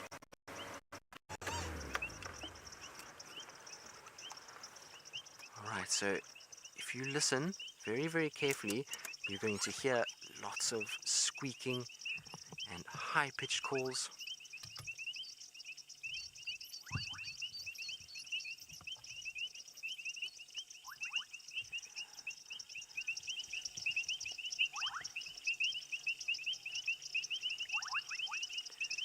Well, Pelham Elementary, you wonder how far do we live away from this area? Well, we live inside the reserve, and we live right here, in fact very close to this dam that we're listening to all these sounds at, and so not very far at all. But the nearest community of people, or town should we call it, is probably from here about, I would say, 3 kilometers. That's about how far it is, and that's the nearest village on the outskirts of the game reserve, so not too far away at all. But the nearest proper town or big town is about an hour-and-a-half's drive away, so that's quite a long way, and that's the nearest shops and places for us to be able to get supplies. Now, you might be wondering what all these little noises are, and they are frogs. So on Monday, it was International Frog Day, and so these little calls that you're hearing behind me are all different types of frogs. You can hear there's one that sounds like a drop of water that is dropping on the surface of the dam, and that one is called a bubbling casina, and that's that one that you can hear plop. And then there's one that sounds like a ticking sound, or metal being hit together. That's called a painted reed frog. And then there is also a water lily frog calling. So absolutely amazing. Right, unfortunately that's all we've got time for. So with the schools, it's been absolute pleasure to have you with us. Pelham and Tallwood Elementaries, we've really enjoyed having you. I hope you enjoyed the cheetah and the leopard. It was really a wonderful evening spent with them. So I hope you guys loved it, and I hope we had to answer as many questions as possible, and that you enjoyed all the questions that you gave us and that we answered for you. And like I say, it's been an absolutely wonderful evening having that leopard moving around and having the cheetah. And I know Taylor had a great bushwalk where she followed some of the tracks for Tingana and eventually found Tingana as well. So it's been a great afternoon, and from myself and VM, we would just like to say thank you very much, and we'll see you all on the Sunrise Drive tomorrow morning.